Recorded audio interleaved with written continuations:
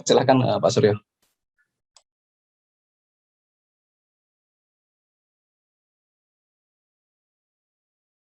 Bentar ya Mas ya. Saya cek-cek dulu nih soundnya agak aneh. Masih aman kok Pak, suaranya jernih. Ya. Malam ini di ruang mabes ya, jadi apa namanya sinyal sama itu agak terganggu, pasti karena ada semacam jammer di sini. Pantes ya. Ya, selamat pagi Bapak Ibu. Oh enggak, cuman ini ya dosennya apa Hilal aja ya? Ada banyak di sini, ada Bu Ima, ada yang lainnya. Ya Bapak Ibu dan rekan-rekan mahasiswa semua, terima kasih atas kesempatan untuk ini ya, untuk ngisi kuliah umum tentang cyber security di kejahatan narkotika. Nah, perkenalkan, uh, nama saya Surya Utomo. Ya tadi seperti yang sudah diperkenalkan oleh Pak Hilal ya, saya alumni ST Telkom tahun 2005. Nah, kalau misalnya background saya, dulu sebenarnya saya sempat berkarir di swasta terlebih dahulu di PT Excel Axiata dan Huawei sebelum bergabung dengan ASN di Badan Narkotika Nasional.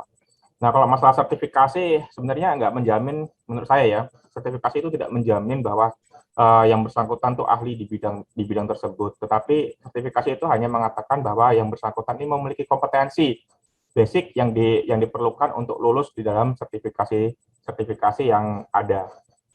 Nah, saya yakin adik-adik di sini mahasiswa dan Pak Ibu juga pasti kalau misalnya memang ingin melakukan sertifikasi dan sebagainya, saya yakin semuanya pasti banyak yang lulus ya, karena memang saya yakin SDM di Telkom University adalah SDM yang terbaik.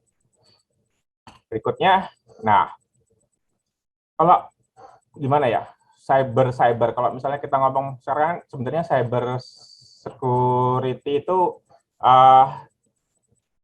kata-kata yang baru masuk di era-era dekade baru-baru ini ya. Di zaman kuliah saya dulu tuh kayaknya saya namanya cyber security atau itu tuh tidak begitu booming. Terakhir kalau nggak salah di S1 itu saya mengambil mata kuliah namanya keamanan jaringan, network security, tapi tidak ada dulu namanya mata kuliah namanya cyber security. Jadi karena saking banyaknya adopsi internet di era-era sekarang, maka yang namanya cyber security, cyberspace itu baru mulai saat ini. Ini saya ambil cuplikan kata-kata dari William Gibson. Beliau adalah seorang pengarang yang di tahun 85 itu 82 kalau nggak salah, yang kata-kata cyber pertama kali muncul itu beliaulah yang memperkenalkannya. Meskipun katanya sih dari beberapa jurnal-jurnal yang lain ataupun literatur yang lain, cyber ini sebenarnya sudah ada jauh sebelum tahun 80-an gitu. Kemudian cyber security. Nah, cyber security sebenarnya dari dua kata ya, cyber plus security. Nah, cyber itu apa sih? Nah, cyber itu bisa dikatakan kalau beberapa literatur itu mengatakan adalah kumpulan dari jaringan komputer yang saling terhubung. Tetapi faktanya kata-kata cyber itu muncul di tahun 82. Jadi ini adalah petikan dari sebuah cerita pendek, short story dari William Gibson yang judulnya adalah Burning Chrome. Ini kalau misalnya sempat membaca ya, rekan-rekan nyari gitu ya di Amazon atau di mana Kindle ya, itu bisa coba baca-baca apa sih Burning Chrome ini cukup bagus. Jadi novelnya ini bercerita tentang masa depan futuristik. Nah, si pengarang William Gibson ini juga tahun 84. Nah, justru ini yang belum saya baca ya, Neuromancer.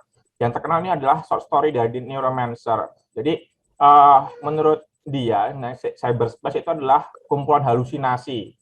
Kenapa sih kumpulan halusinasi? Ya, sekarang kalau kita lihat ya, kalau zaman sekarang itu kan yang namanya virtual reality sama reality itu seakan-akan tergabung ya. Di zaman saya nggak pernah membayangkan ada yang namanya VTuber ya, atau YouTube yang kayak yang nyanyi semacam apa itu ya, saya kartun yang rambutnya hijau bawa apa Miku ya, Miku. Nah, seperti itu tuh nggak pernah terbayang di saat ini. Jadi kalau sekarang itu saya pun juga nggak pernah menyangka kalau misalnya artificial intelligence dan sebagainya itu bisa jadi idola gitu kan. Kalau misalnya yang sekarang yang nyebutnya VTuber dan sebagainya, itu pun juga saya nggak pernah membayangkan seperti itu aja kok bisa jadi seakan-akan entertainment gitu, seakan-akan ruang batas maya sama ruang batas kenyataan tuh seakan-akan udah jadi satu. Nah, security. Security saya ambil dari bahasa Latin ya. Security itu sebenarnya bahasa Latinnya adalah sekuritas. Kalau dari sekuritas itu dari dua padanan kata, se dan kurus, se tanpa dan pura kepedulian. Kalau digabung maknanya adalah kondisi untuk menjadi aman, condition of being secure. Nah, di Isaka sendiri itu mengatakan, didefinisikan bahwa yang namanya cyber security adalah kemampuan untuk melindungi atau mempertahankan penggunaan ruang siber dari serangan siber. Di Isaka sendiri ini gimana ya? Berapa ahlinya pun mengatakan tidak terlalu setuju dengan definisi ini. Ada yang mengatakan cyber security itu harusnya nggak disambung, ya, harusnya dipisah, cyber spasi security. Tetapi ada pihak yang lain mengatakan nggak bisa memisahkan cyber dan security itu, harusnya jadinya satu gitu. Cyber security itu menjadi satu. Inilah yang membuat beberapa pakar itu tidak begitu sepakat ya dengan kata-kata cyber security. Di masing-masing pakar akan mempunyai definisinya sendiri-sendiri. Saya yakin nanti kalau misalnya Bapak Ibu dan rekan-rekan mahasiswa yang lain membaca tentang makna dari cyber security itu tiap artikel atau jurnal itu bisa jadi beda-beda maknanya. Nah, ini sebelum masuk berikutnya tentang drug ya. Kalau misalnya kita belajar dulu namanya Boxing Rebellion yang ada di negara Tiongkok yang itu sebenarnya kan pembuka dari perang opium ya. Jadi betapa bahayanya drug atau candu pada zaman itu sehingga bahkan orang-orang Tiongkoknya itu berusaha melawannya, melawan imperialisme Inggris waktu itu. Jadi ini saya sambil petikan dari pengajar di University London, Julia Lovell, mengatakan kalau misalnya Anda bertanya lah ya, berbicara dengan warga Tiongkok tentang perang opium, Anda akan mendengarkan makna ini gitu loh. Yang istilahnya kalau misalnya Anda terbelakang, kamu akan dihajar gitu kan. Jadi bahaya drug itu sebenarnya sudah ada sejak zaman dulu. Jadi sebelum hari ini pun yang namanya drug itu udah biasa gitu di zaman dulu. Nah karena sekarang itu sudah masuk ya namanya cyberspace, makanya di Badan Narkotika sendiri itu sebenarnya kesulitan ya, kami kesulitan.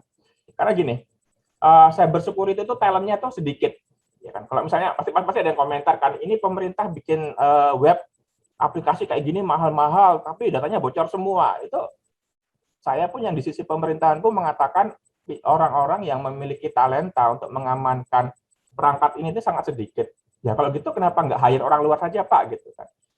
Orang luar di Indonesia itu yang memiliki kemampuan ini sangat sedikit dan kebanyakan mereka itu sudah diakuisisi oleh pihak swasta. Jadinya kalau kita minta tolong kepada mereka sendiri sudah sibuk dengan kondisi yang ada gitu loh. Jadi benar-benar sangat sedikit talentanya dan saya bisa katakan ini di masa depan saya rasa kesempatannya masih sangat besar ya untuk bisa masuk ke cyber security. Nah, apa sih ancamannya dari narkotika ini? Yang pertama adalah darknet, sosial media, terus kemudian messaging apps, cryptocurrency, dan e-commerce. Izin sebentar ya Pak Ilham minum dulu. Ini saya nggak kebiasaan ini ya Pak yang ngajar Pak ya.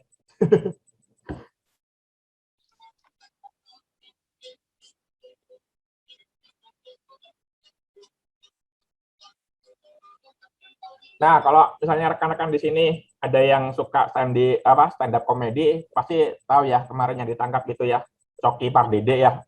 Nah, itu kan salah satu yang menurut saya ya yang dia mengatakan kalau Anda nggak open mind nih kalau masalah kayak seperti ini. Sebenarnya ya aneh, kalau menurut saya aneh juga gitu, dia menggunakan drug tapi lewat bukan tempat yang seharusnya gitu kan. Nah, dan ancaman ini sebenarnya bukan ancaman ya. Yang namanya drug ini kan di Badan Narkotika sendiri sih mengatakan yang dilarang itu adalah penyalahgunaannya. Makanya beberapa LSM seperti Lingkar Ganja Nasional kalau nggak salah. Ya mungkin di sini ada mahasiswa yang juga termasuk anggota itu, saya kurang tahu. seperti Panji Pragiwaksono. Saya rasa banyak ya yang follow beliau ya, Pak Mas Panji itu selalu menggaungkan agar ganja itu bisa dilegalkan. Memang benar, PBB sekarang pun sudah tidak mengatakan bahwa ganja itu termasuk produk narkotika ya. Tetapi di Indonesia sendiri, undang-undangnya masih mengatakan bahwa ganja itu adalah semacam produk narkotika. Oke, kita lanjut ke berikutnya. Maaf. Darknet. Saya kurang tahu apakah Bapak Ibu dan masyarakat familiar dengan sebutan darknet. Darknet itu munculnya saya kurang ingat, tapi ini salah satu project sebenarnya ini Tor ya dulu ya, Tor Onion Proxy ini adalah project dari DoD ya, Department of Defense. Tujuannya adalah supaya subjek-subjek dan objek-objek informannya dia itu yang berada di negara-negara musuh itu bisa mengirimkan data-data secara anonimus ke pemerintah Amerika Serikat. Tujuannya pertama dibuat seperti itu, dan kemudian proyek ini pun menjadi open source, sehingga kalau misalnya yang pernah menggunakan Tor ya, Tor Onion Proxy, misalnya kita ingin mengakses Facebook, itu IP asal kita itu akan diputar terlebih dahulu ke Jerman, ke Amerika Serikat, Swedia, Rusia, dan sebagainya. Nah, masalahnya Tor tadi yang gunanya untuk melindungi privasi dan anonimitas, itu digunakan, ada juga sisi negatifnya, yaitu digunakan untuk berjualan. Berjualan apa? Berjualan narkoba. Nah, ini kesulitan dari aparat penegak hukum saat ini adalah ini tadi, darknet ini. Karena untuk mencari siapa, kalau misalnya Bapak Ibu beli di Tokopedia mungkin gampang lah untuk tahu kredensialnya, ini siapa orangnya dan sebagainya. Nah, tapi kalau di darknet ini sangat sulit untuk menentukan ini pelakunya siapa, pemiliknya siapa, dan sebagainya. Karena lintas ini ya, lintas kejahatan ini adalah lintas internasional, tidak bisa memandang lokal atau tidak. Sebentar ya, mohon maaf, ini sebenarnya saya lagi ada ini sebenarnya ada perintah dulu sebentar ya, 5 menit aja.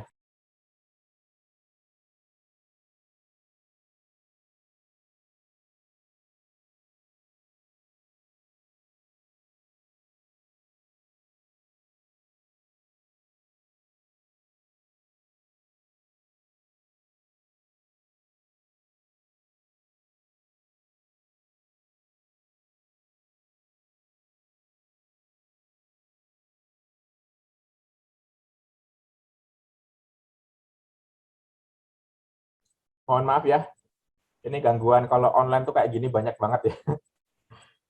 Ya, saya lanjutkan lagi.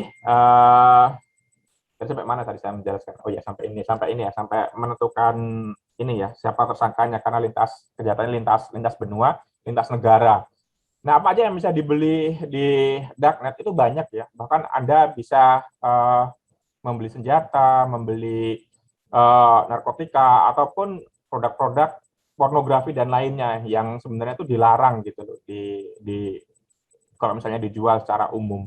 Ini benar-benar tapi memang untuk mencari alamatnya sendiri itu sangat sulit ya. Misalnya kebanyakan anak alamatnya adalah .onion, tetapi kalau Anda ingin melakukan istilahnya menghosting komputer Anda menjadi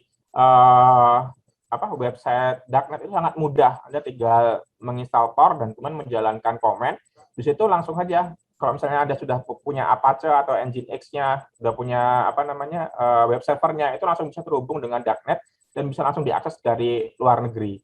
Jadi nggak perlu web hosting kayak misalnya harus berlangganan terlebih dahulu, setahun berapa, itu nggak perlu. Jadi benar-benar sangat mudah sekali untuk setup market-market yang untuk menjual hal-hal yang bersifat negatif seperti ini.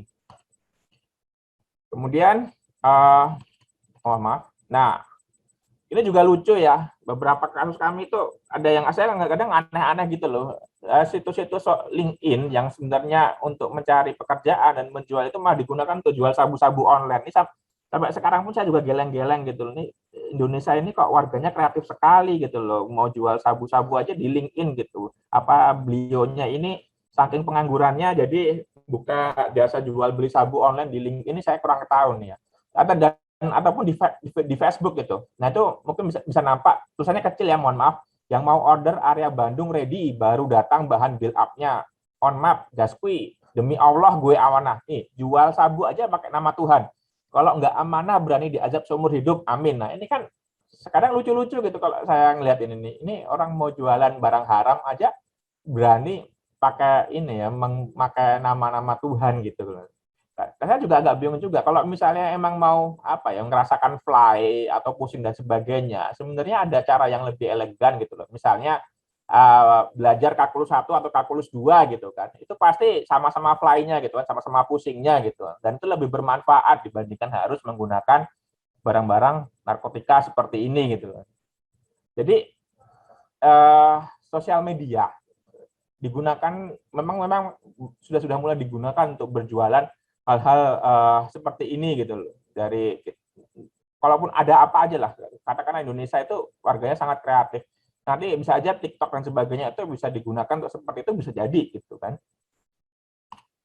Nah, kalau messaging apps, Telegram, biasanya di Telegram, dan situsnya biasanya Reddit ya. Nah, ini memang agak susah ya. Kalau ini Kratom, kalau saya kurang tahu, mungkin ini nggak familiar ya di Bapak Ibu semua. Kratom ini sebenarnya, kalau tapi sempat masuk di berita ya, di Kalimantan Barat, gubernurnya itu sempat menolak sikap dari Badan Narkotika Nasional untuk tidak mengekspor kratom. Kratom ini tumbuhan. Dia itu punya efek semacam apa ya? Semacam psikotropika ya, misalnya bisa mengurangi rasa sakit dan sebagainya. Nah, sampai sekarang memang secara undang-undang kratom itu tidak dilarang gitu. Tapi kalau misalnya di sini ada rekan-rekan yang dari, tapi Anda bisa nyari deh, coba aja cari di Tokopedia gitu kratom gitu, pasti nanti muncul itu kan yang jualan itu apa aja gitu kan, kratom Bali dan sebagainya. Kalau misalnya mau beli dan sebagainya memakai, saya sarankan jangan ya, maksudnya karena efeknya kita nggak tahu jangka panjangnya seperti apa. Tetapi di sini saya ingin menunjukkan bahwa yang namanya Telegram, WeChat dan sebagainya itu sudah menjadi apa ya, alat untuk berkomunikasi, jual beli hal-hal seperti ini. Mohon maaf. Ini harusnya saya datang aja ke Bandung gitu ya, ini banyak gangguan ini. Oke, saya lanjut lagi. Terus sampai mana ya? Sama Telegram ya. Telegram ini memang dikatakan kenapa kok banyak yang suka pakai Telegram ya, dibandingkan WhatsApp dan sebagainya. Karena memang fitur security-nya untuk anonimitasnya itu dirasa lebih baik dibandingkan pesaing yang lain gitu kan. Memang di Telegram sendiri pun Anda bisa nonton drama Korea ya. Di situ banyak banget kan yang nge-share apa namanya, drama-drama Korea yang sebenarnya ilegal, tapi Anda bisa streaming langsung di situ karena kemampuan dari cloud-nya gitu kan. Anda juga bisa menyimpan banyak data di Telegram sendiri. Nah, itulah kenapa kok banyak istilahnya apa ya, forum-forum untuk jual beli drug itu adanya di Telegram. Nah ini cryptocurrency. Ini kalau saya tahu gitu ya, akhir tahun 2010 kalau harganya namanya Bitcoin itu bisa naik setinggi itu, mungkin saya beli ya. Karena sama ya, saya berpikiran tahun 2010 itu, 2009 ketika Satoshi itu dia membuka paper tentang blockchain gitu kan. Dan munculnya Bitcoin di tahun 2010 itu saya mikir juga hal yang sama. 2010 tuh nggak ada orang yang mau pakai namanya Bitcoin. Siapa sih yang mau pakai? 2012 juga kayak gitu. Mohon izin minum dulu. 2010 cuman komputer net aja yang pakai inilah. 2013 paling tukang-tukang jual beli narkoba yang pakai ini. 2013 ya, memang benar ya. 2014 hanya cuci uang ya, TPPU, tidak ada pencucian uang yang menggunakan dan sebagainya. Tetapi cepat atau lambat cryptocurrency ini ada kemungkinan sih beberapa negara juga sedang mengembangkan cryptocurrency-nya sendiri, seperti negara Tiongkok yang ingin mengembangkan digital yuan ya. BI pun sempat berpikir seperti itu, tapi inginnya tuh mata uangnya itu bisa dikontrol oleh bank sentral. Sedangkan ide dari cryptocurrency blockchain itu tuh pengennya distribusi, nggak ada satupun yang bisa mengontrol mata uang ini. Nah ini memang jadi tantangan. Kenapa? Karena sifatnya tadi yang terdistribusi itu untuk mencari siapa sih yang beli barang haram ini atau narkoba ini, itu membutuhkan waktu yang sangat-sangat sulit gitu kan. Misalnya pun kalaupun kami berhasil gitu dapat barang bukti berupa alamat Bitcoin gitu kan. nggak semudah kalau misalnya orang itu transfer ke rekening gitu. Oke, kita dapat nih dia beli dari orang ini nomor Bitcoinnya, nomor alamat Bitcoinnya, dicari di tracing itu pun sangat sulit karena di cryptocurrency itu ada namanya mixer gitu, ada namanya jasa mixer. Fungsinya apa?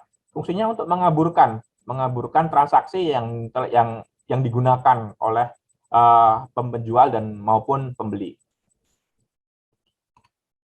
Nah ini siapa yang pernah beli jamur Happy Mouse Ram? Ini sebenarnya jamur yang muncul dari kotoran tai sapi ya, kotoran sapi ya. Tapi harganya luar biasa ya, 35.000. Ini yang sering pakai biasanya di area-area Bali gitu. Mohon maaf ya. Cuman memang yang mengherankan saya ini kayak barang seperti ini sudah mulai diperjualkan di e-commerce gitu, dan saya rasa mahasiswa-mahasiswa di sini ataupun ini mudah ya untuk mencari barang-barang seperti ini. Ini aja lihat aja sampai stoknya sampai habis gitu. Cuman jamur Happy Mushroom ini aja banyak yang nyari gitu kan. Nah, e-commerce seperti ini mereka pun juga kewalahan. Mereka mengatakan penjual itu bisa apa ya, untuk menjual barang ini nih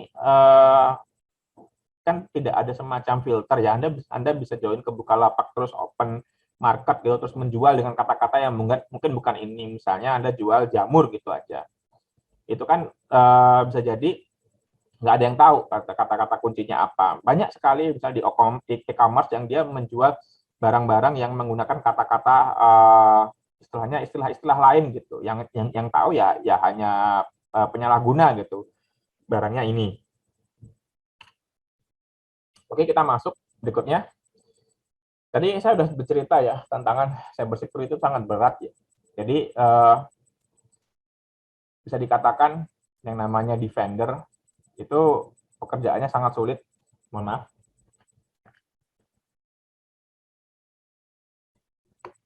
Karena rata-rata yang namanya defender itu berpikir kalau yang namanya perlindungan tuh kayak ini loh, kayak parit, terus ada benteng dan sebagainya. Masalahnya penyerang itu berpikirnya itu dia grab gitu loh. Kalau oke lah saya nggak bisa masuk ke pintu ini gitu kan, maka saya bisa masuk lewat pintu yang lain gitu. Dan cara memasuki suatu tempat itu ya memang sangat mudah gitu. Karena yang namanya defender itu kita ngelihat semuanya, ngelihat terlalu banyak terlalu banyak yang pertahanan yang harus kita pikirkan gitu kan. Sedangkan attacker tuh tinggal ngelihat di sana kayaknya ini deh penjagaannya lebih gampang dijebol, maka dia masuk ke seperti itu. Itu pun terjadi ya. Ini saya masuk ke pertahanan sistem informasi dari pemerintahan ya. Karena kebanyakan rata-rata di pemerintahan tuh berpikirnya pun seperti itu. Udah pasang firewall, pasang IDS dan sebagainya gitu kan. Nah, si penyerang ini gampang aja gitu kan. Dia datang gitu kan ke kantornya gitu, ngelihat ada komputer nganggur, masukin USB, udah selesai gitu. Jadi kadangkala para yang mempertahankan defender itu masih berpikir seperti itu gitu. Kalau misalnya keamanan informasi itu bisa diamankan dengan cara memasang berbagai aset. Nah, padahal sebenarnya enggak kan. Sebenarnya yang dipertahankan itu banyak hal, misalnya SDM, sumber daya manusia, kemudian dari sisi kebijakan dan sebagainya. Itu hal-hal yang penting gitu loh. Percuma kita membeli perangkat yang canggih atau meng-hire orang yang pintar dan sebagainya, tetapi kalau usernya sendiri atau pengambil kebijakannya sendiri tidak aware untuk masalah ini, itu akan sulit. Itu pun sama dengan kasus narkotika ya, maksudnya karena nggak semuanya paham gitu loh, misalnya berpikir bahwa dengan oke, itu situsnya diblok gitu kan, kita minta sama Kominfo untuk diblok situsnya itu, cepat atau lambat yang namanya pengguna itu bisa membypass hal tersebut. Ada yang pernah berpikir, bahkan ada yang komentar juga ya, misalnya di akun Twitternya Kominfo, Pak itu kan bisa dibypass pakai VPN, Pak itu kan bisa dibypass pakai DNS, Pak itu kan bisa menggunakan proxy dan sebagainya. Nah, itu memang benar gitu loh, dan memang kapabilitas pemerintah saat ini seperti itu gitu loh kan, masih berpikirnya adalah dengan memblok sebuah koneksi maka kejahatan itu akan berkurang. Sebenarnya enggak, dan pemahaman ini yang memang belum seluruhnya ada gitu di sisi pemerintahan dan di sisi penegakan hukum gitu loh. Kalau misalnya saya yakin dah misalnya kemampuan ini tuh sebenarnya sudah banyak yang tahu gitu loh di ini untuk membypass filter tersebut. Dan saya merasa bahwa anak-anak muda zaman sekarang ini lebih ngerti dibandingkan kami yang berada di pemerintahan. Nah, kemudian role cyber security itu yang lagi ini apa sih yang ada gitu kan, yang ini hanya sebagian ya. Jadi kalau di pemerintahan kebanyakan digital forensik ya, forensik digital dan AS auditor. Jadi auditor teknologi informasi ini sudah mulai ada. Kemudian computer security incident responder itu sudah mulai ada ya, yang membangun semacam SOC ya, Security Operation Center. Tetapi yang lain-lain itu jarang gitu loh, masih jarang kalau di sisi pemerintahan. Nah, kalau yang red team ini sama sekali malah jarang sekali, malah nggak ada gitu loh di sisi pemerintahan, karena saking minimnya talent-talent yang mau istilahnya masuk ke cyber security. Bisa dikatakan cyber security ini adalah suatu apa ya, suatu cabang ilmu yang sangat kompleksitasnya cukup tinggi maksudnya. Tapi kalau misalnya ada yang bertanya kepada saya, Pak, bisa nggak sih orang yang nggak ngerti coding itu masuk ke cyber security? Saya jawab bisa. Karena rekan-rekan saya yang di auditor, di teknologi AS auditor, Information System Auditor, itu banyak yang background-nya bukan dari teknik informatika, ada yang dari ekonomi, ada yang dari bahasa dan sebagainya. Karena memang di AS auditor sendiri tidak mensyaratkan kemampuan teknikal ya, dia lebih ke arah policy dan juga kemampuannya dia untuk due diligence dan prudent dan integritas yang tinggi gitu loh sebagai AS auditor, karena auditor itu harus mengatakan apa adanya gitu. Sedangkan digital forensik ini, nah ini justru kompleksitasnya tinggi ya. Sebagai digital forensik itu rayaknya sebagai kayak dokter gitu ya, seperti dokter forensik. Kalau misalnya dokter forensik itu pasti tahu ya, misalnya kalau misalnya sekarang ada korban pembunuhan gitu kan, luka-luka dan sebagainya, dia tahu harus mencari titik-titik mana sih yang biasanya digunakan oleh pembunuh gitu misalnya untuk memukul korbannya. Sama dengan digital forensik. Kami dituntut untuk mengetahui hal-hal seperti itu juga. Di mana sih biasanya orang-orang itu menyembunyikan file-file pentingnya. Kan ada ya yang masih nyimpen folder apa gitu yang aneh-aneh gitu di dalam folder masukin lagi sampai berapa tree gitu foldernya gitu, terus disimpan di situ. Nah, kadangkala itu pun juga berlaku gitu, ada folder yang di hidden, terus namanya diganti dan sebagainya. Itu di digital forensik itu banyak lah cara untuk menyembunyikan datanya seperti itu ya. Dan kami harus tahu nih, kalau misalnya saya mau nyari ini biasanya pada nyimpen di mana sih gitu loh orang-orang ini, tersangkanya gitu, file-filenya. Oke, berikutnya, nah ini saya dari sisi ini ya, aparatur sipil negara ya, pemerintahan. Kalau misalnya rekan-rekan nanti setelah lulus dari sini berminat gitu ya, bergabung dengan pemerintahan, Kejaksaan RI untuk pertama kalinya ya, itu butuh 140 formasi analis forensik digital. Jadi menurut saya ini chance ya, peluang yang bisa digunakan dan sebagainya. Nah, dan ada jabatan baru tahun 2020. Mohon maaf, saya minum dulu. Namanya Jabatan Fungsional Manggala Informatika. Ini baru ini. Jabatan ini muncul karena pemerintah sudah melihat bahwa namanya keamanan informasi itu penting dan urgent. Karena makanya jabatan ini dibuat gitu loh. Jabatan saat ini, Jabatan Fungsional Manggala Informatika ini posisinya masih ada di BSSN ya. Dulunya Lembaga Sandi Negara. Jadi menurut saya banyak lah ya yang bisa di chance peluang untuk bergabung dengan pemerintahan itu cukup banyak kalau misalnya ada yang berminat. Tapi kalau misalnya mau jadi dosen, peneliti dan atau pengen di swasta tertentu dulu ya nggak apa-apa gitu. Dan ini juga kepolisian juga ada ya, S1 profesi. Ini biasanya setelah lulus dari ini, kalau nggak salah masa pendidikannya 6 bulan ya. Setelah lulus 6 bulan dari situ, Anda nanti akan dapat pangkat kalau nggak salah IPDA, Inspektur 2, Balok 1 ya, kalau misalnya setelah selesai dari pendidikan itu. Jadi ini saya beri gambaran, kalau misalnya ada yang berminat ke depannya ingin bergabung dengan pemerintahan, ini salah satu caranya ya. Nah ini Bruce Nayer itu kalau nggak salah, ini buku-buku wajib ya, buku wajib saat saya kuliah di ITB ya, waktu itu tentang kriptografi. Bruce Nayer ini penulis yang menurut saya paling bagus ya, dia menulis kalau nggak salah applied kriptografi gitu, dan itu benar-benar isinya tuh isi dari kripto bukunya tersebut tuh benar-benar bagus gitu. Dia mengatakan bahwa volunteer itu menghack sistemnya, tetapi kalau profesional itu menghack people, dan ini memang benar. Saat ini apa ya, perang siber itu nggak melulu menyerang sistem informasinya, tetapi menyerang kepada individunya, seperti melakukan phishing, mengirim semacam link yang ketika diklik, nah komputernya itu langsung terhubung dengan situ command and control dari penyerang tersebut. Makanya kita kenal ada yang namanya APT ya. Saya lupa namanya, Advanced Persistent Threat. Nah, Advanced Persistent Threat, dan beberapa negara gitu kan, seperti Vietnam dan Tiongkok itu memiliki cyber army-nya sendiri yang bertugas untuk mengumpulkan informasi. Jadi waktu setahun yang lalu kalau nggak salah itu ada APT dari Vietnam namanya Ocean Lotus, itu sempat menyerang beberapa instansi ya. Dan yang baru-baru ini kalau misalnya sempat baca berita ya, ada 10 kementerian lembaga termasuk badan intelijen negara yang diserang dari APT dari Tiongkok ya. Dari itu memang state aktor ya. Jadi state aktornya itu ada aktornya adalah negara. Nah, bisa jadi kalau misalnya rekan-rekan mahasiswa di sini besok bergabung dengan pemerintah, Anda juga bisa menjadi bagian dari APT itu gitu. Jadi tujuan Anda adalah mengumpulkan informasi dari luar negeri. Tapi saya nggak tahu ya itu dibilangnya di mana ya, soalnya bagian intelijen itu ada bidangnya sendiri gitu, dan misalnya nggak semuanya tahu untuk tidak semuanya tahu bidang itu sekarang itu menempel di mana fungsinya. Nah, ini saya ingin cerita, ini sebenarnya guyonan dosen-dosen saya di ITB. Ada dua cara loh masuk ke information security itu. Cara pertamanya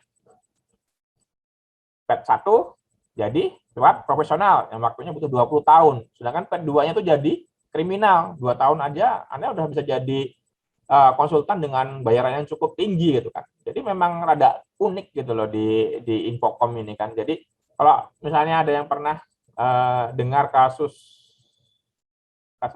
kalau dulu zaman saya itu yang terkenal tuh KPU ya. Nah ini kalau nggak salah SN user ya. Beliau ini sekarang kan udah bebas ya. Beliau aktif di Jasakom kalau saya nggak salah ingat itu. Beliau ini termasuk yang pertas yang pada tahun 2004 itu yang membobol situs KPU dan kemudian mengganti gambar-gambarnya. Gambar-gambar partai politik diganti dengan gambar buah-buahan. Sampai dia ngasih nama aneh-aneh gitu loh, Partai Jambu, Partai Kolor Hijau dan sebagainya. Itu kenapa hal itu terjadi? Karena waktu itu tuh salah ketua KPU-nya siapa ya dulu mengatakan bahwa sistem IT-nya itu bernilai 152 miliar dan itu nggak bisa di-hacking. Karena itu bersifat tantangan. Nah, tahun 2004 ini kalau nggak salah belum ada undang-undang ITE ini. Nah, itu beberapa forum itu mencoba melakukan penetration testing gitu.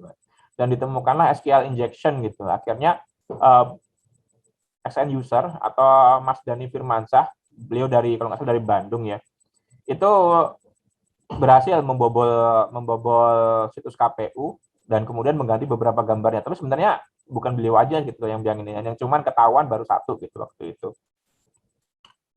Kemudian kalau jalur profesional gimana? Wah ini profesional itu butuh waktunya tuh lama, nggak bisa setahun 2 tahun, tapi bisa 20 tahun ya. Ada lewatnya dari formal education.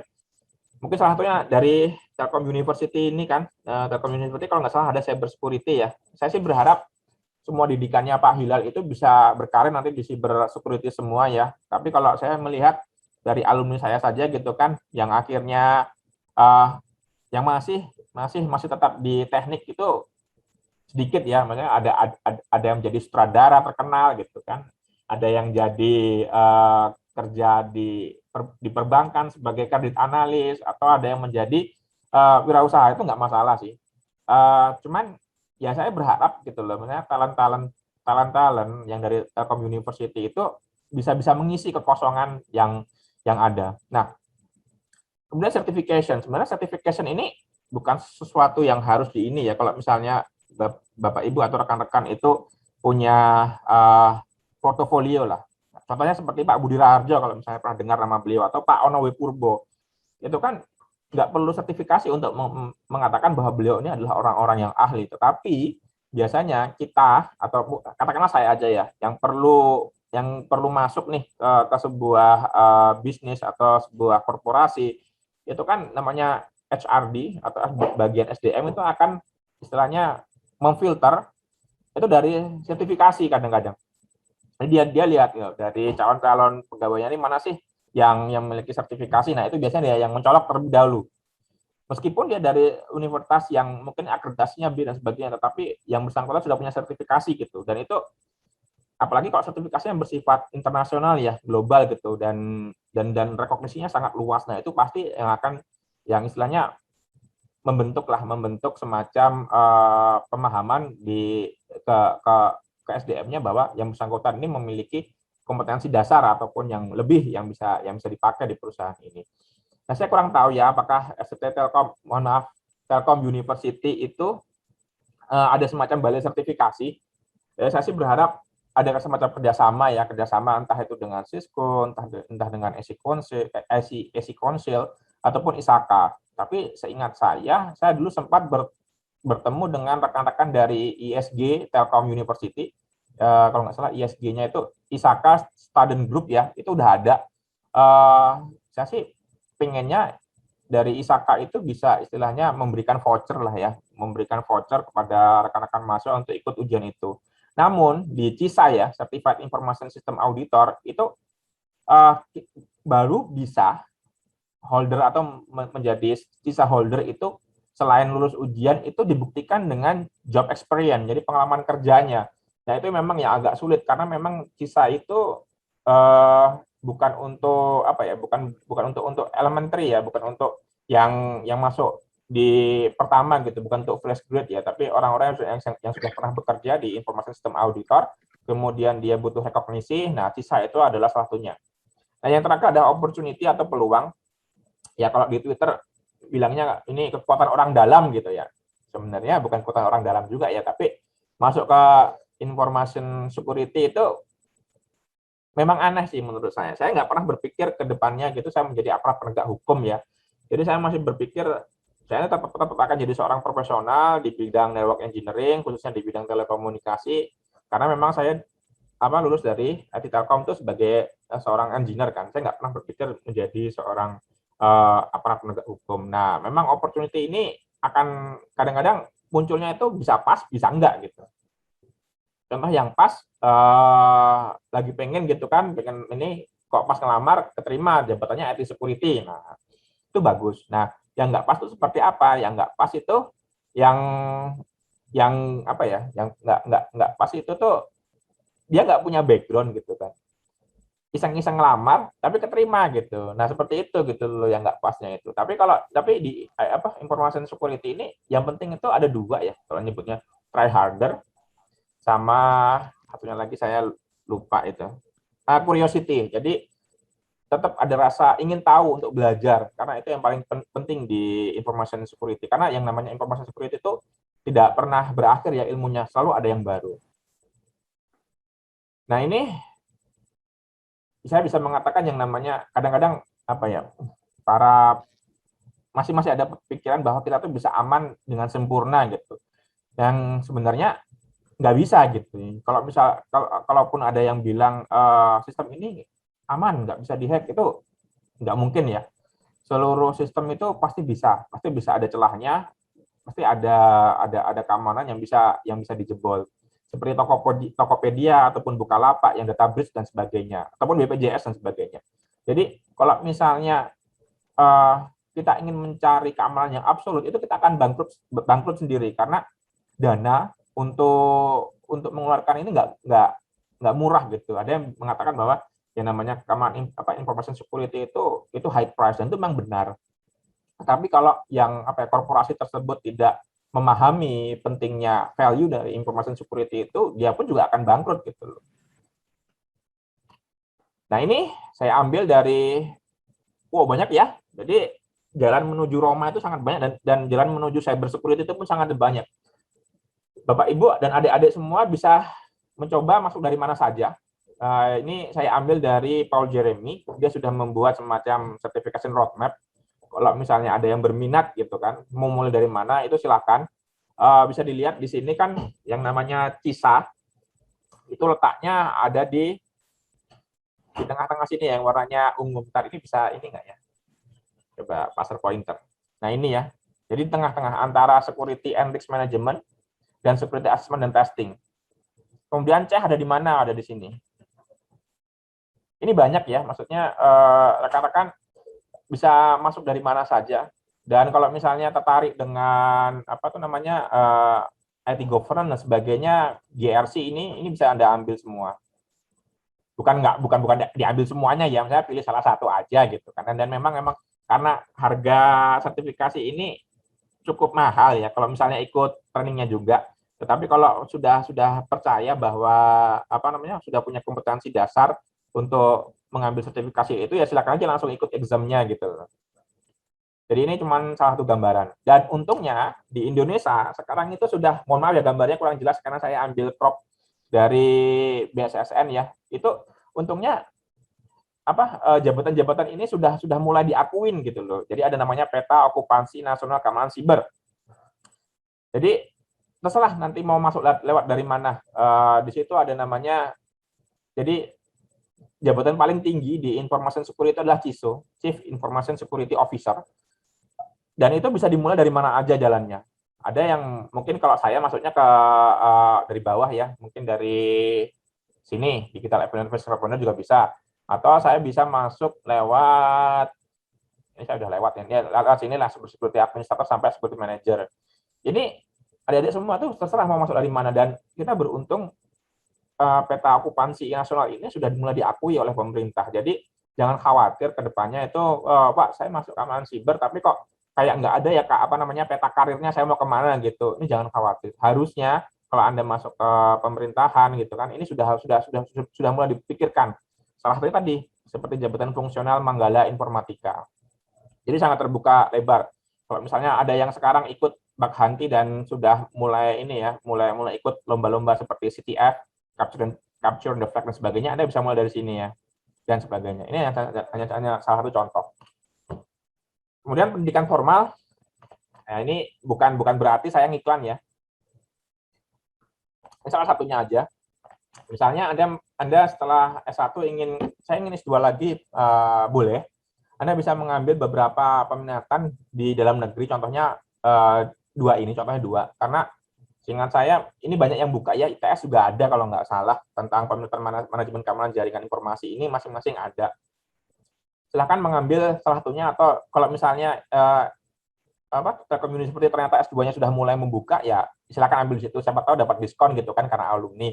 Nah, untuk yang luar negeri, ini saya ambil dua juga contoh karena mentor saya beberapa lulusan dari sini ya, dari National University Singapore, kemudian dari Carnegie Mellon University ya. Nah, ini contoh kecil aja. Jadi kalau misalnya pengen sekolah lagi sebelum sebelum masuk ke dunia kerja, ya nggak apa-apa, karena ini memang ada value-nya sendiri ya, pendidikan formal ini. Nah ini, saya buat yang namanya Curiosity, ini sebenarnya tahun 95. Film ini cukup dikultuskan ya, oleh para hobiis di bidang keamanan informasi, karena bagi mereka ini adalah salah satu film yang cukup menarik gitu ya, meskipun efek-efeknya itu nggak begitu make sense gitu lah ya. Ya jadi yang paling menarik ya paling di situ ada Angelina Jolie gitu kan, jadi pada pengen nonton gitu. Nah, terus mau mulai dari mana ya? Kalau misalnya mau bertanya gitu, Mas Pak, saya mau pengen nyoba nih yang namanya cybersecurity itu kayak gimana sih ya? Ini contoh-contohnya di sini adalah salah satu contoh ya, platform yang gratis yang bisa kecuali ya gratis, kalau setahu saya ini masih gratis ya, bisa belajar tentang cyber security itu langsung lewat praktikal gitu kan. Kan kadang kala ada yang tipikal kuliah terus, teori terus gitu kan, bosen, pengen nyoba. Sebenarnya kalau namanya cyber security itu kayak gimana sih melakukan penetration testing atau vulnerability assessment dan sebagainya, itu seperti apa caranya. Dan ini salah satu platform yang saya rasa bisa dicoba oleh Bapak Ibu dosen ataupun mahasiswa-mahasiswanya. Mungkin bisa diberikan semacam penugasan, coba ambil salah satu modul di situ untuk dikerjakan gitu kan. Itu bisa digunakan lah sebagai bahan ini ya, bahan kuliah untuk prakteknya atau labnya lah, supaya nggak bosan aja gitu loh. Jadi bisa tahu oh caranya seperti ini dan sebagainya. Dan menurut saya platform-platform ini cukup bagus untuk para pemula newbie. Jadi nggak terlalu harus advance banget enggak, tapi baru pemula pun juga bisa untuk mencoba platform-platform tersebut. Nah, kalau udah belajar itu tadi dan pengen istilahnya, wah saya mau kuliah sambil kerja bisa nggak sih ini nyari duitnya gitu kan? Bisa gitu kan. Di Indonesia itu ada namanya bagi program namanya Cyber Army. Adik-adik juga bisa nyoba ya join di situ, Cyber Army di situ dan join projectnya. Kalau misalnya sempat menemukan beberapa bug di suatu situs, kayaknya situs-situs nasional ya. Ini ada beberapa e-commerce juga pernah join programnya di sini. Kalau yang di luar negeri tentunya ada banyak ya, HackerOne dan Bugcrowd. Nah, yang untuk Signac ini biasanya undangan. Jadi kalau misalnya yang bersangkutan itu sudah ahli di bidangnya, itu dapat semacam invitation untuk gabung di Signac Red Team gitu kan. Dan saya katakan reward di sini itu cukup besar ya, dari 1.000 sampai 10.000 US dollar gitu kan. Dan yang mungkin berita baiknya ini belum dipajaki sama negara gitu. Jadi silakan kalau misalnya pengen join bug bounty program biar bisa bantu kuliahnya ya nggak apa-apa. Anda bisa sekalian belajar gitu kan. Nggak ada yang namanya pas ini harus ahli nggak di bidang cybersecurity enggak gitu. Menurut saya enggak gitu kan. Anda jadi bisa belajar juga di platform tadi, kemudian nyoba praktikalnya itu untuk coba join di bug bounty program seperti berikut. Nah, CTF.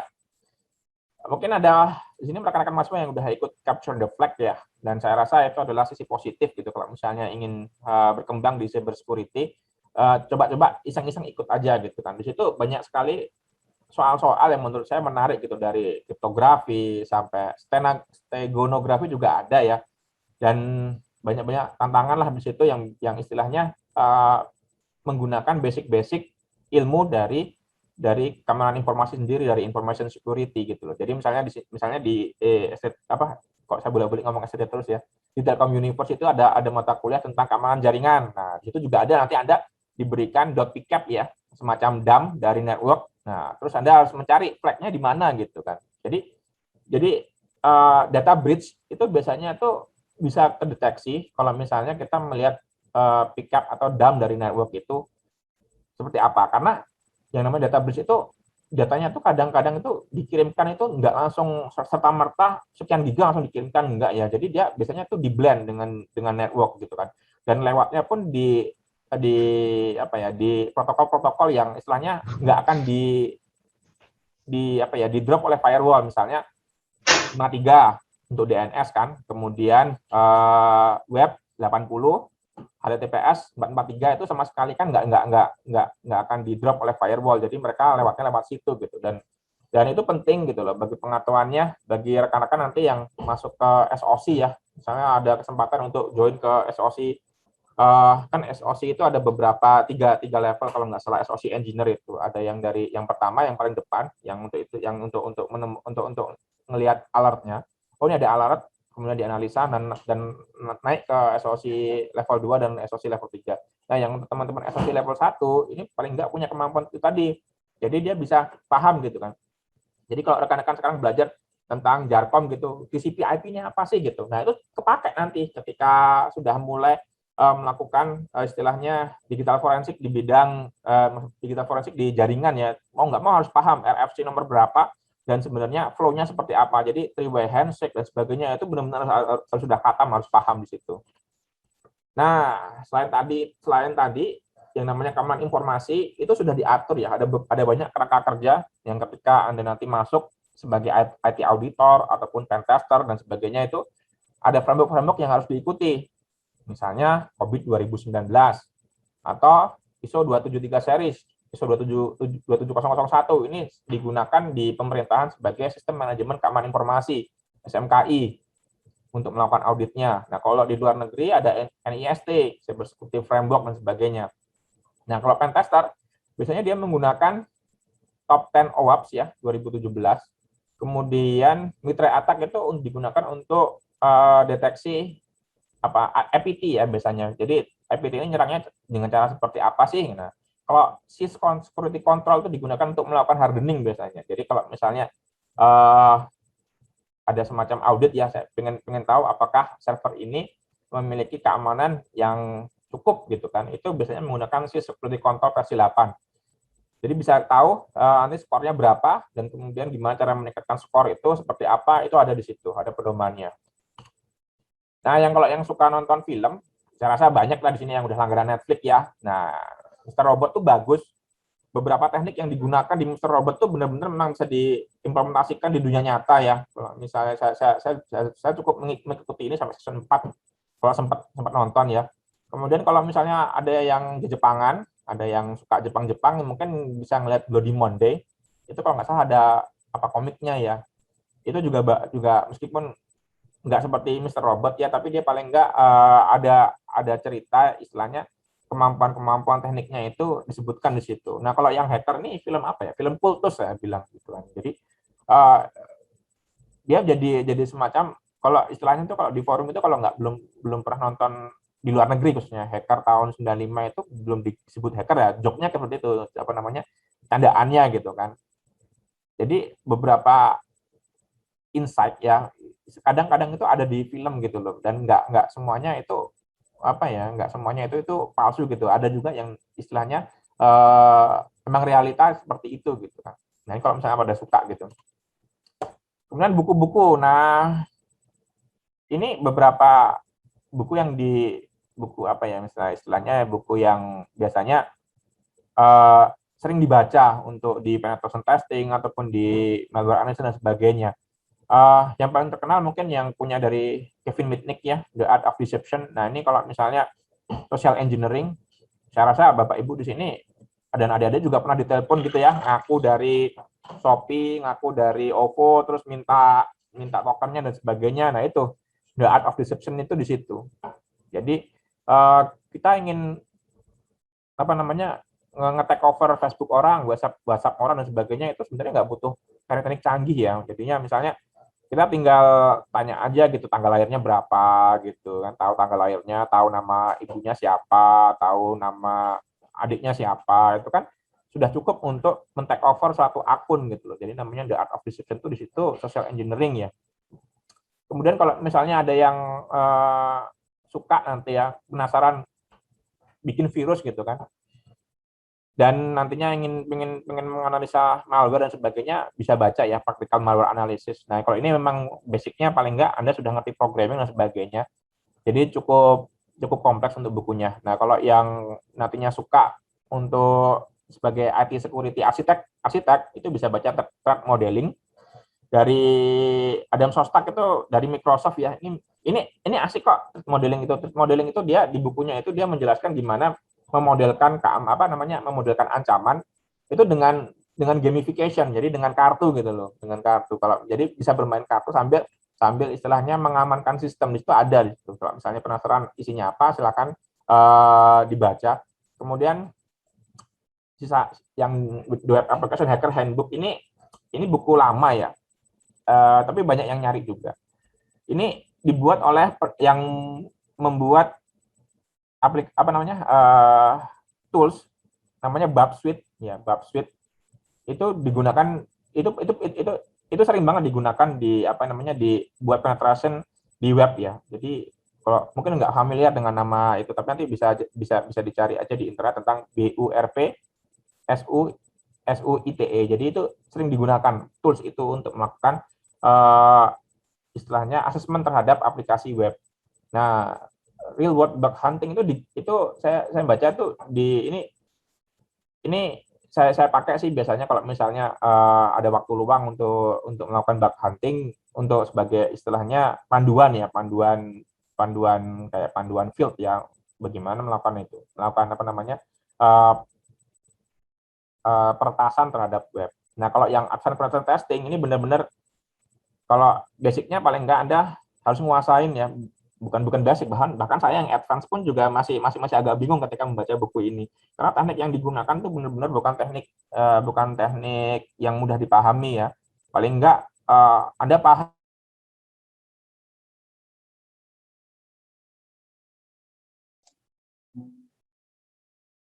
Like Terus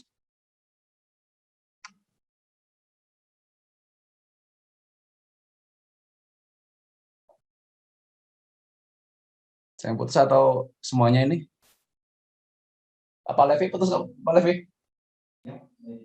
Hah? Ya, dari sumbernya berarti ya? Pak Hilal masih oke.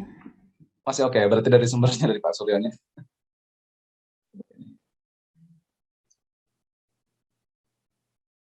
Ya, kadang-kadang ini nggak sadar ini.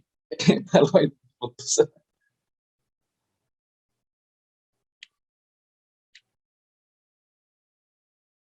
Nah, ya.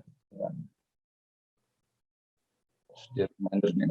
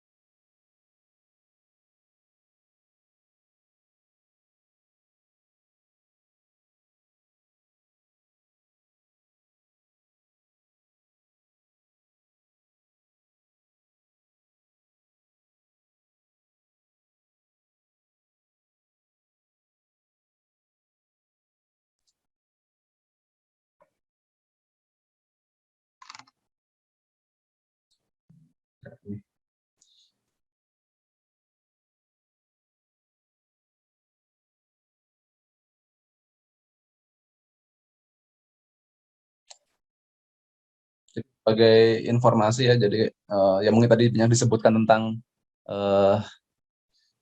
IT risk management ya, jadi semester ini kita juga banyak memfasilitasi terutama untuk yang peminatan cyber security ya, cyber security di Prodi Teknologi Informasi. Jadi ada IT risk management, ada manajemen keamanan informasi dan sebagainya. Itu ada mata kuliah pilihan yang semoga nanti bisa membantu mahasiswa yang akan mengambil topik di bidang cyber security. Karena semester ini ya dari lulusan sebelumnya 2017 itu ya fokusnya kebanyakan masih ini ya, masih yang di IoT gitu dan juga beberapa topik tentang software engineering. Nah, kita juga ingin memperkuat di bidang ini cyber security ini. Oke, Pak Suryo udah gabung. Terus Pak Suryo, Tanya di jaringan pemerintahan itu pasti kayak gini kalau misalnya mau lihat. Aduh, gangguannya gila, banyak banget. Jadi tadi sempat saya ada itu fluktuasi listrik ya, tiba-tiba drop gitu. Itu enggak dihack itu, Pak? Ya kayaknya iya sih. Biasa sih kalau udah di sini itu gila, itunya alertnya banyak banget. Bentar ya. Iya, iya. Belum. Ini ada Pak Endro, ada Pak Arif. Oh, ya itu beliau kalau pembimbing saya ya. Terima kasih Pak Endro. Berkenan untuk hadir. Sukses, Mas Suryo. Sebelum saya, Pak Endro ini Kaprodi S1 IT. Oh iya. Ya, sukses berarti Mas Hilal. Ya. Sampai mana tadi ya? Udah. Film tadi Pak, film. Oh, film. Nah, film. Nah, masalah ini tadi. Oh, web ya. Aduh, salah lagi klik saya. Buku juga tadi. Menarik tadi. Ya, buku. Sebenarnya bukunya itu nggak wajib ya, itu cuman buku favorit saya untuk mulai ya, art of deception dan sebagainya ini. Kalau misalnya threat modeling. Ya, threat modeling itu juga bagus itu. Saya kurang tahu kalau misalnya ada mata kuliah ini nggak ya, threat modeling, tapi itu menurut saya itu penting ya.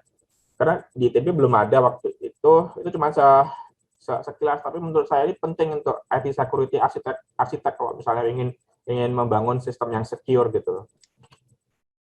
Nah, yang suka YouTube, silakan follow akun-akun berikut, subscribe. Nah, di sini bisa belajar banyak lah ya dari akun-akun tersebut, dari John Hammond, terus Lab Overflow dan IPSec. Nah, kalau yang ada yang suka podcast, nah, bisa dengar nih di Spotify, di iTunes ada nggak ya? Kayaknya ada. Bisa dengar ilmu-ilmu baru lah dari situ. Gimana para praktisi dunia keamanan informasi itu melakukan tugasnya gitu loh. Jadi di situ menarik lah kalau misalnya didengar gitu kan, kok sampai berpikir kadang ada namanya jual beli senjata siber gitu kan. Misalnya dia menemukan zero day vulnerability di sistem apapun itu. Nah, kemudian dijual di situ. Dan itu harganya luar biasa mahal. Kalau misalnya ada zero day untuk Android dengan cara ngirim link web gitu kan. Sekali klik itu langsung seluruh isi dari isi dari handset kita itu sudah langsung terhubung dengan penyerang, itu juga ada yang menjual. Dan itu bukan hal yang luar biasa ya, karena beberapa perangkat tersebut itu memang sudah ada di dunia nyata gitu. Jadi kalau misalnya ngelihat, wah ini apa benar nggak sih film-film kayak gini nih, masa cuma satu kali klik doang handphonenya udah dikuasain. Nah, itu memang ada. Kan karena saya rasa ya, kalau yang pada ikut sosial media pada banyak cerita ya, wah WA saya di take over, Telegram saya diambil, sebagainya. Itu pelakunya ya sebenarnya orang-orang di Indonesia itu sudah ada gitu, dan saya nggak bisa ngomong gitu hal tersebut karena memang bukan konsumsi umum lah untuk hal tersebut. Jadi kalau ada yang suka YouTube dan sebagainya, suka dengerin podcast, nah bisa ikut di situ. Nah, kalau yang suka TikTok, nah kebetulan saya nggak punya akun TikTok, tapi Marcus Hutkin ini adalah, saya nggak tahu pernah baca nggak ya, ada pernah dengar ini nggak, ransomware yang namanya WannaCry.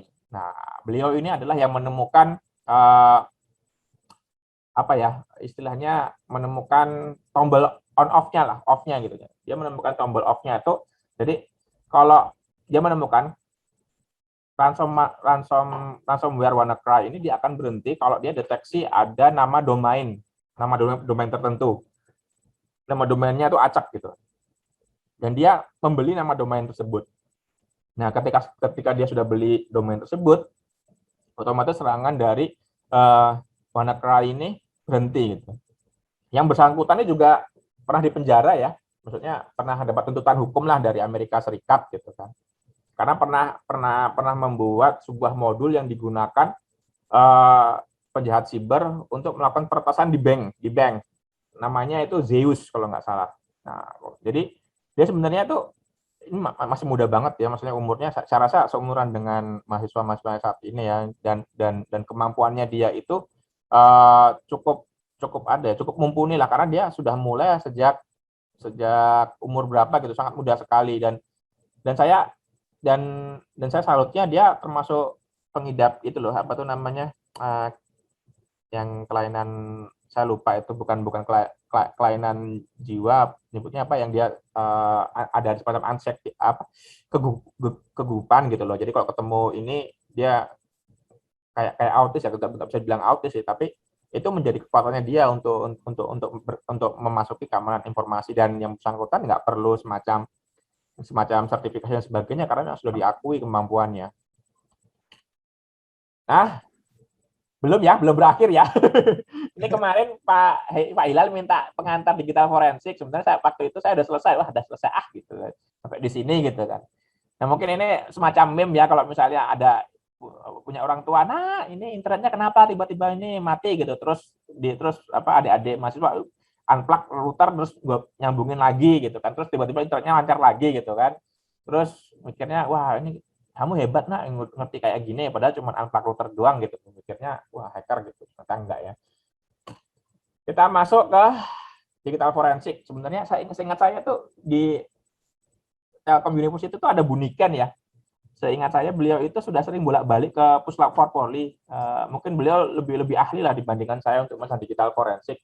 Jadi saya menjelaskan ini aja ya, seringkasnya digital forensik itu kayak gimana sih di aparat penegakan hukum, khususnya untuk di BNN itu seperti apa. Nah, ini rame nih. Saya nggak tahu udah pada lahir belum ketika kasus Kopi Mirna ini ya, mahasiswa di sini. Ini tapi ini ada di YouTube kok, ini bisa ngikuti. Itu untuk pertama kalinya itu kan, bukti digital tuh menjadi concern utama gitu di situ tuh. Makanya sangat seru ketika saya ngeliat di situ tuh. Jadi pengacara Jessica waktu itu mengatakan bahwa bukti yang diambil lewat USB itu bisa direkayasa gitu. Nah, harusnya kalau yang mau dibuktikan di pengadilan itu ya ngambil se-DVR-nya gitu loh, seperangkat komputernya itu baru bisa dikatakan itu nggak ada rekayasa. Nah, Pak Anoh, dulu AKBP waktu itu, beliau ahli di puslapor masalah digital forensik gitu kan, mengatakan seluruh file itu yang diterima itu nggak ada editing gitu loh, tidak ada yang dibuang frame-nya dari penyidik, semuanya masih orisinil gitu. Terus lawannya Ismon Sianipal, ini kalau nggak salah dosen di universitas mana ya, Hasanuddin apa mana gitu. Itu mengatakan bahwa langkah-langkah yang digunakan oleh Pak Nuh itu nggak bersifat ilmiah dan hanya sifatnya itu subjektif gitu loh. Makanya beliau mengatakan bukti yang dibawa oleh jaksa untuk kopi Mirna itu nggak sah gitu. Nah itu seru itu, saya juga ngikutin di situ karena di situ banyak hal yang bisa kalau misalnya sudah belajar digital forensik gitu kan, khususnya chain of custody, itu rekan-rekan mahasiswa bisa ngelihat masing-masing transkrip kata-kata yang para ahli dan para pengacaranya itu menjelaskan dan jaksanya itu menjelaskan itu masuk, itu make sense nggak sih kalau misalnya dibandingkan dengan langkah-langkah di digital forensik itu langkah yang benar apa enggak gitu loh. Nah itu kalau misalnya ada waktu luang gitu silahkanlah nyari YouTube-nya gitu. Moga-moga masih ada rekamannya karena waktu itu ini disiarkan hampir nonstop ya di TV-TV nasional gitu. Nah, apa sih digital forensik? Jadi saya ngambil dari Interpol aja karena BNN juga ada koneksi ke sana ya, ke Interpol, jadi kepolisian internasional mengatakan bahwa digital forensik itu adalah bagian cabang dari forensik gitu loh. Nah, jadi forensik kedokteran dan sebagainya ini salah satu cabangnya gitu. Jadi nggak bisa dikatakan terpisah gitu loh. Yang fokusnya itu untuk mengidentifikasi, terus mendapatkan, memproses, menganalisa, dan melaporkan data yang disimpan secara elektronik. Nah, karena tadi penting, kenapa tadi saya mengatakan digital forensik itu paling tidak orangnya paling nggak punya kemampuan yang signifikan, karena ini tadi, nggak mungkin kan orang biasa gitu kan, tiba-tiba disuruh forensik mayat gitu, kalau dia nggak punya namanya kedokteran gitu, basic dari kedokteran dia nggak punya. Itu pun sama dengan digital forensik. Kalau misalnya Anda nggak punya kemampuan di bidang, misalnya kurang memahami struktur Windows itu kayak gimana, struktur Linux itu gimana, nggak tahu apa itu bedanya file system NTFS, FAT, kemudian dengan ext4 dan sebagainya, itu nggak tahu, itu bakalan susah sendiri gitu loh. Karena setiap sistem operasi ataupun bahan yang Anda ingin forensik itu berbeda-beda. Android, iOS, Android beda merek aja, Oppo sama misalnya Xiaomi atau dengan Samsung, dengan Samsung itu beda gitu loh. Dan itu memang butuh apa ya istilahnya pengetahuan yang cukup signifikan gitu. Jadi mau nggak mau harus ikut terus. Gitu. Nah ini saya ambil dari Pak Kombes Nuh ya. Dia mengatakan digital forensik itu cabang dari segala ilmu gitu nyebutnya, flowchart-nya, spesialisasi. Jadi di situ paling enggak jadi beliau tuh jelaskan kalau nggak salah dari penemuan komputer tuh ada dua hal gitu ya, ada programming, ada penggunaan jaringan internet. Jadi digital forensik itu campur dari situ. Anda punya basic di programming, networking, develop website dan sebagainya. Kenapa ini kok butuh gitu? Karena Anda nggak akan tahu gitu loh. Anda nggak akan tahu ketika diminta untuk melakukan investigasi, misalnya ini kena device gitu kan.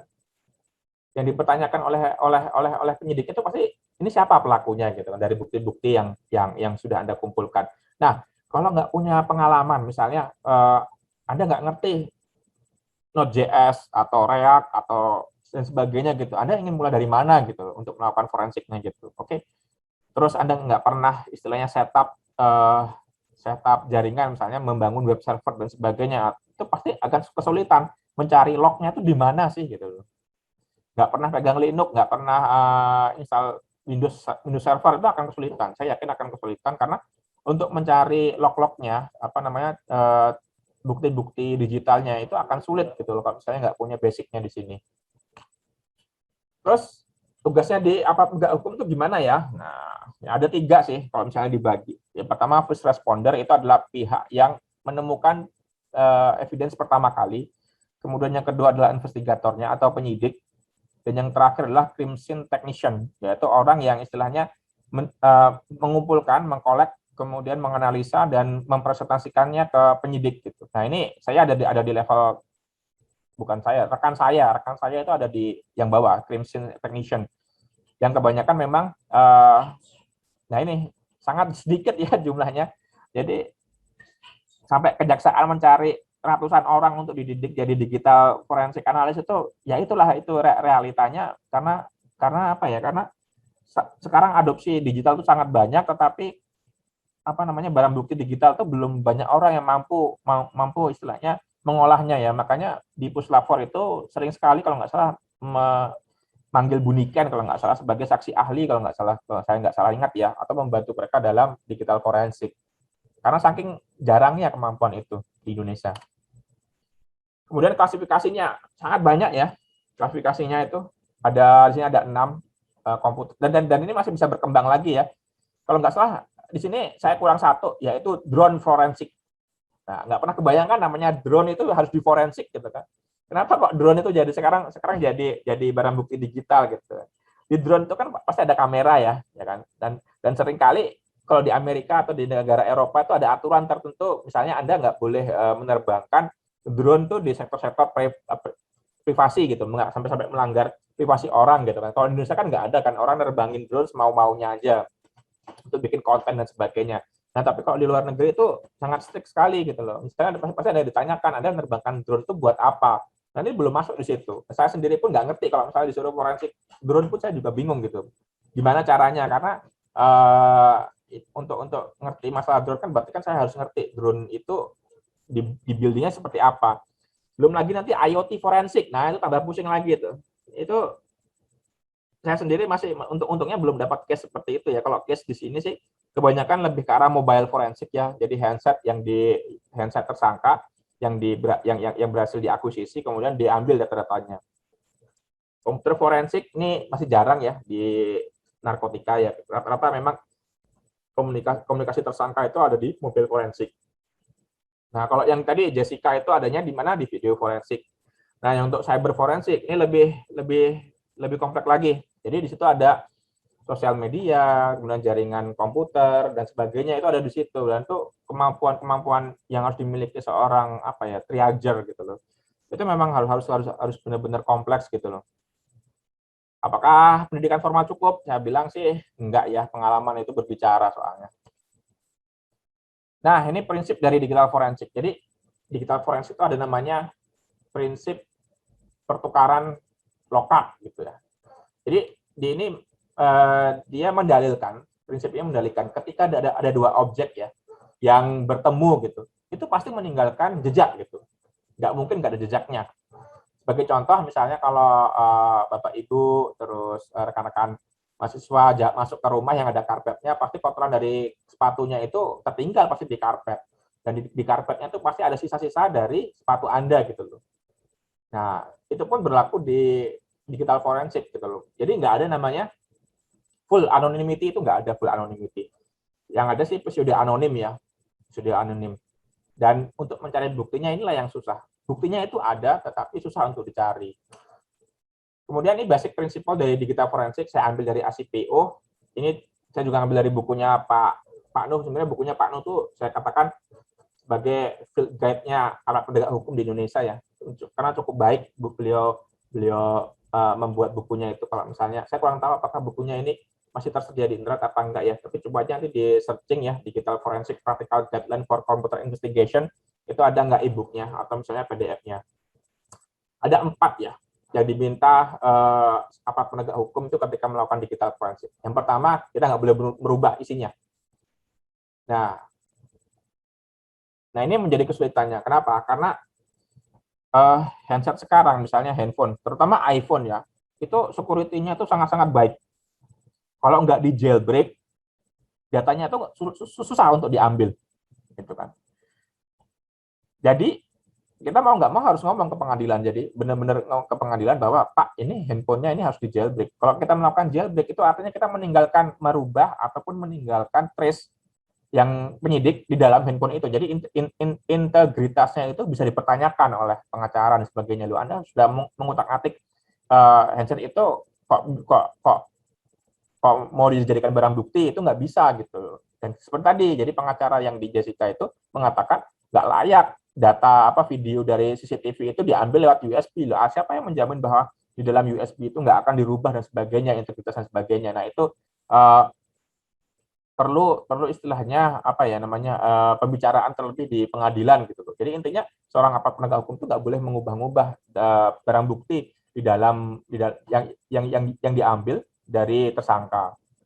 Nah, dan kemudian yang kedua, kalau ternyata pengacaranya nggak percaya gitu sama langkah-langkah yang digunakan oleh penyidik dalam melakukan pengumpulan datanya, itu harus memastikan bahwa kita kalau misalnya orang itu mau mengakses datanya itu, kita harus memastikan bahwa yang bersangkutan itu memang kompeten untuk melakukannya. Supaya apa? Supaya tidak berubah.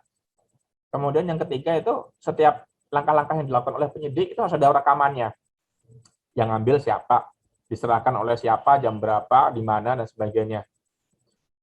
Dan yang terakhir, yang penyidik itu harus bertanggung jawab untuk menjamin bahwa undang-undang ataupun prinsip-prinsip ini dipatuhi. Jadi 1, 2, 3 ini harus dipatuhi di sini. Nggak bisa prinsip-prinsip ini dilanggar dalam melakukan digital forensik. Nah, meskipun memang jadi sulit ya. Sekarang ini saya melihat trennya itu seperti Apple dan Samsung itu benar-benar melindungi privasi ya. Berbagai produk digital itu trennya akan menggunakan semacam penyandian enkripsi gitu kan. Jadi kalau misalnya handset Anda hilang gitu, ataupun dicuri, itu pasti istilahnya si pencuri itu tidak akan sulit istilahnya membuka handphone Anda ataupun menggunakannya kembali atau menjual kembali. Idenya seperti itu. Dan memang itu jadi dua belah pisau yang bisa dua belah pisau yang saya lupa ungkapannya seperti apa. Itu bisa menguntungkan untuk Anda untuk melindungi privasi Anda, misalnya Anda punya foto-foto pribadi gitu kan yang tidak ingin dilihat oleh orang lain, atau misalnya contohnya Anda nyimpan foto KTP di handphone. Nah, Anda nggak pengen orang kalaupun dicuri tetap bisa istilahnya bisa aman. Nah, beberapa handset seperti iPhone dan Samsung ya, terutama Samsung Knox yang kalau misalnya yang pernah mengaktifkannya itu pasti akan sulit untuk melakukan forensiknya karena memang dienkripsi di situ. Jadi kalau bukan yang bersangkutan yang membuka itu nggak bisa dibuka gitu. Nah, terus gimana Mas gimana Pak kalau misalnya ternyata tersangkanya ya kebanyakan kita pasti minta tersangka untuk membuka handphonenya ya. Mau nggak mau mana jarimu sini tempel gitu biar buka ininya, biar buka handphonenya ataupun minta nomor PIN-nya supaya baru bisa di forensik. Mau nggak mau seperti itu. Lah kalau dia nggak mau gimana Pak? Ya itu mungkin itu urusannya teman-teman saya yang lain ya. Kalau di punya enkripsi itu ya, salah satu teknik untuk membuka sandi gitu. Penyandian itu namanya menggunakan rubber hose gitu. Teknik rubber hose itu apa? Teknik rubber hose itu teknik yang digunakan untuk menyiksa atau memaksa yang bersangkutan untuk memberikan kuncinya, private key-nya gitu loh. Nah, teknik rubber hose itu ya lebih sering digunakan kalau udah mentok, tapi itu teknik yang terakhir lah yang untuk digunakan. Dan mau nggak mau yang untuk membuka ini memang akan kesulitan kalau memang yang dari sisi sananya tidak mau bekerja sama, itu memang akan sulit karena ini kalau nggak salah case-nya udah pernah terjadi di Amerika. Jadi FBI jadi pelaku terorismenya itu meledakkan diri bersama istrinya. Mereka berduanya meninggal. Nah, salah satunya barang bukti yang ada itu adalah iPhone. Nah, FBI sempat meminta iPhone itu untuk membuka akses ke iTunes atau iCloud milik tersangka ini, tapi Apple pun menolak gitu kan. Sampai akhirnya naik itu tuh ke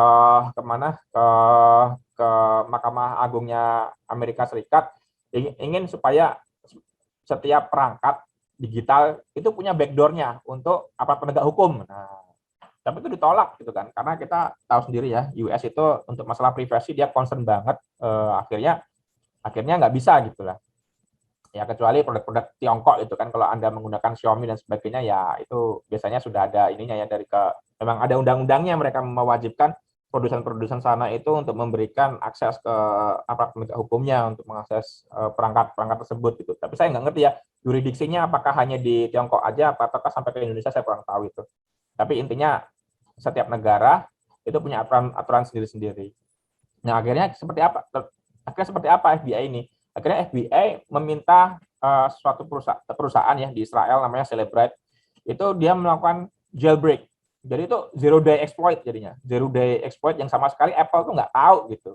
Kalau di sini ada yang ikut apa ya, forum-forum jailbreak iPhone gitu kan, itu sebenarnya yang digunakan adalah zero day exploit gitu kan. Jadi kalau misalkan biasanya kalau misalnya Pak apa namanya ada yang jual jasanya gitu kan di Tokopedia, pasti ditanya versi iOS-nya versi berapa gitu.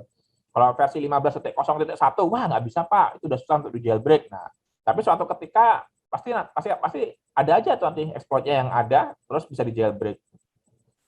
Jadi memang apa ya, keamanan informasi itu kejar-kejaran ya antara yang melindungi sama penyerang itu kejar-kejaran. Terus prosesnya seperti apa digital forensik? Kalau yang udah pernah ngambil mata kuliah digital forensik, saya rasa udah tahu lah ya ini 6 langkah ini ya. Yang pertama identifikasi barang bukti. Mohon maaf, saya minum dulu.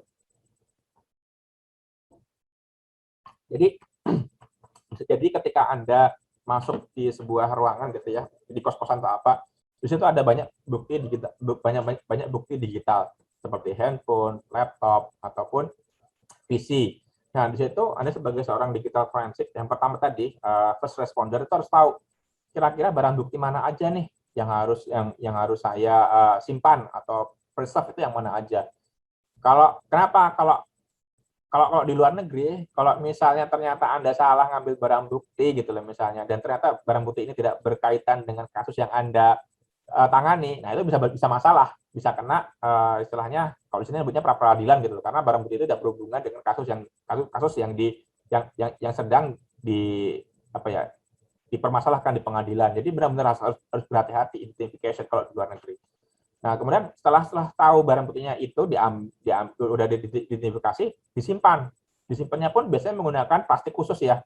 Tujuannya apa? Tujuannya supaya nggak kena debu ataupun sidik jari dari orang lain. Jadi benar-benar harus disimpan dengan baik. Kemudian waktu melakukan collection data dari target itu benar-benar harus menggunakan evidence handling yang benar-benar. Misalnya jangan sampai Anda melakukan write pada data-data itu. Jadi kalau nggak salah itu tuh ada alatnya namanya USB blocker, di mana ketika kalau itu disambungkan dengan perangkat handsetnya itu akses dari komputer itu ketika dicolokkan USB-nya ke komputer itu hanya bisa read aja, nggak bisa write. Tujuannya apa? Tujuannya supaya that stamp waktu dari barang bukti itu tidak berubah gitu loh. Jadi tetap integritasnya terjaga. Dan yang paling penting adalah chain of custody. Jadi tadi penanganan dokumen sangat penting. Kemudian examination itu adalah eksaminasi terhadap barang buktinya. Kemudian analisis. Jadi contoh kasus narkotika yang dicari di handphone itu pasti kita pengen tahu yang bersangkutan itu pernah menggunakan kata-kata keyword khusus nggak? Misalnya nyebut ice, misalnya nyebut meth, nyebut sabu, misalnya terus nyebut gorilas dan sebagainya. Itu ada di situ. Jadi benar-benar harus fase analisis ini benar-benar penting gitu loh. Dan kemudian yang terakhir adalah presentasi kepada penyidik. Yang kami temukan dari pelengkap ini hasilnya seperti ini gitu. Jadi di situ. Ini forensik. Tapi suka dukanya digital forensik itu waktunya lama gitu kan. Maksudnya untuk melakukan ini bisa seharian lebih gitu, dan seakan-akan bisa-bisa dilihat gitu kan, misalnya ada yang lihat, Mas kok YouTube-an doang gitu sama ini. Nah, ini saya nunggu narik data gitu. Itu memang sangat lama gitu loh. Apalagi nanti kalau pas pertengahan jalan tuh tiba-tiba handphonenya mati, ngedrop baterainya gitu kan, lupa baterainya nggak di ini, terus tiba-tiba korup gitu. Waduh. Atau force reboot, terus tiba-tiba ngebreak gitu. Itu udah kiamat itu. Udah stres itu kalau misalnya udah kayak seperti itu. Dan itu memang harus dilaporkan kalau misalnya dalam melakukan itu kita harus jujur gitu loh. Misalnya pas ngambil ini ngebreak terus ini itu pasti berubah di dalam handsetnya gitu. Mau nggak mau harus dituliskan, dan ini sangat sulit ya, maksudnya beberapa orang itu agak takut juga ketika melakukan seperti ini. Nah, konsepnya apa? Nah, kalau misalnya pada ingin belajar ya, pengen belajar digital forensik, ya silakan forensik komputer Anda masing-masing atau handset masing-masing. Ada yang versi berbayar, dan ada versi gratis. Nah, kalau misalnya di ITB waktu itu kami dapatnya yang versi gratis ya untuk belajar di lab. Ada namanya FTK Imager, Volatility. Ini untuk volatility itu digunakan untuk memori ya. Jadi password, terus akun lah ya, itu seringkali disimpan di RAM. Nah, ketika komputer mati, itu kan biasanya tuh hilang semua. Nah, kenapa kok itu penting? Karena kalau misalnya ada yang pakai namanya Veracrypt ya, Veracrypt itu tool untuk melakukan enkripsi terhadap hard disk atau partisi, atau menggunakan BitLocker. Ya, BitLocker kalau nggak salah itunya di di Windows itu biasanya masih tersimpan di memori passwordnya, private key atau private key-nya masih tersimpan di situ. Redline ini juga bagus, ini masih gratis tahu saya. Autopsy ini open source juga masih gratis. Shift ini gratis tapi Anda harus, kalau nggak salah, downloadnya harus masukin form dulu ya. Remnak ini Linux, digunakan untuk malware analysis. Santoku Linux ini khusus untuk Android ya, maksudnya Android bisa digunakan reverse engineering juga bisa. Ataupun malware analysis, misalnya pengen tahu nih APK yang di-download dari situs X ini, situs apa, kita banyak banget ya kalau nggak salah Android itu ya, namanya marketnya ya, market aplikasinya ada yang bukan, nggak hanya cuma di Google aja kan, masih ada market lain lah yang ilegal istilahnya. Nah, yang komersial, nah ini yang mahal-mahal. Kayak Incase. Ini seingat saya ada universitas yang punya deh kalau nggak salah, Incase Forensic Software ini. Ini harganya lumayan mahal, tapi kalau nggak salah untuk kepentingan edukasi dia ngasih harga lumayan murah. Kemudian, nah yang ke bawah ini biasanya yang punya hanya aparat penegak hukum ya, MSAB, XRY, Celebrate. Nah itu yang punya hanya aparat penegak hukum, kecuali Oxygen. Oxygen ini setahu saya juga menjual untuk komersial deh ini, Oxygen Forensic Detective. Spector, Evidentax ini setahu saya untuk aparat penegak hukum. FTK Enterprise ini setahu saya juga bisa dibeli untuk komersial. Itu jadi beberapa toolsetnya. Sertifikasi di Indonesia kebanyakan ngambilnya yang CHFI ya, Computer Hacking Forensic Investigator. Teman-teman di Kominfo juga banyaknya ngambilnya ini. Ini buat apa sih sertifikasi ini? Sertifikasi ini penting ketika nanti Anda misalnya dijadikan saksi ahli gitu. Pertanyaan pertama dari hakim itu, apa yang membuat Anda layak menjadi saksi ahli gitu. Nah, ketika Anda menyebutkan sudah punya sertifikasi ini, paling enggak kompetensi itu udah ada. Nah, yang kedua ini yang paling mahal ini. JIAC dari Sun ini, harganya luar biasa ya, bisa dapat mobil lah. GBFA itu, nah ini Battlefield Forensic Acquisition saya belum pernah ngambil ya. Dan yang lainnya nih, setahu saya ini sangat, kalaupun ada yang punya sertifikasi ini, saya yakin dia nggak kerja di buat pemerintahan kok. Pasti dia bekerjanya di Singapura kebanyakan. Karena memang ini sertifikatnya sangat global ya, diakui dimanapun gitu loh. Dan kalau misalnya Anda menjadi saksi ahli di Australia atau di mana, ini sangat diakui kemampuan ini, 3 ini. Untuk yang terakhir Celebrate itu ini sertifikasi produk ya, nggak begitu signifikan. Cuman untuk mengetahui bahwa Anda punya kompetensi menggunakan perangkat itu. Nah, biasanya sih 2 sih yang tanya. Pertama, kompeten apa enggak di bidang forensik. Yang kedua, kompeten apa enggak di bidang untuk dia menggunakan alatnya. Nah, ini jarang-jarang yang punya untuk Celebrate. Nah, ini pesan saya ya, mungkin sampai akhir-akhir. Ini mungkin video viral yang kemarin sempat muncul gitu sampai diejek-ejek, ya nggak apa-apa. Yang penting ada pesannya nyampe ya, perang terhadap narkotika. Ya saya istilahnya bos-bos saya itu, pimpinan saya itu pesannya bagus gitu loh. Ayo anak-anak muda, kita war on drug. Tapi mungkin kemasannya itu nggak cocok buat adik-adik dan generasi Z gitu kan. Makanya yang unlike gitu di YouTube tuh sampai banyak banget ya. Ya saya nggak apa-apa sih. Gitu. Yang penting kan pesannya tersampaikan gitu. Ini loh, kami udah mencoba relate dengan Anda gitu. Kenapa ini pesan saya? Karena saya nggak pengen ini terjadi di Telkom University. Ini BNN kemarin yang nangkap hari Senin tanggal 11 Oktober. Nggak akan lucu gitu loh. Misalnya alma mater saya malah digerebek sama alma maternya sendiri gitu kan. Itu saya nggak pengen itu terjadi. Jadi saya berpesan Bapak Ibu dosen dan untuk Pak Hilal juga sebagai Kaprodi, tolong jaga kondisi akademisi di Telkom University. Jangan sampai saya sendiri nanti yang masuk ke sana bukan dalam rangka untuk kuliah umum, tapi untuk melakukan penangkapan gitu loh. Kan nggak lucu gitu. Seperti itu ya. Ya, terima kasih Pak Hilal atas waktunya. Eh, saya mengapresiasi sekali saya mendapat waktu ini sebagai alumni untuk meng-share apa yang saya miliki di BNN, Badan Narkotika Nasional. Terima kasih Bapak. Silakan waktunya saya kembalikan ke Pak Hilal ya. Ya. Menarik sekali ya ini ya, materi disampaikan. Jadi sangat semoga ya bisa memotivasi juga untuk rekan-rekan sekalian, ada mahasiswa yang sedang, masalah banyak yang 2018 juga ya mengenai tugas akhir ya untuk masuk di topik ini, karena memang bisa menjadi portofolio yang cukup bagus ketika masuk dunia kerja nantinya gitu. Ini juga jadi memang kita ada ini ada spesifik sebenarnya ya, kita ada S2 ilmu forensik ya, kebetulan alumni teknologi informasi S1 itu yang angkatan pertama 2017 itu langsung masuk ya. Jadi setelah lulus langsung diterima di S2 ilmu forensik ini. Juga ini juga tadi ngomong tentang Pak Nuh ya, Kombes Nuh Al-Azhar ya, memang sahabatnya Buniken, temannya Buniken. Nah itu juga ini, rencana adanya lanjut S3 juga di sini, informatik.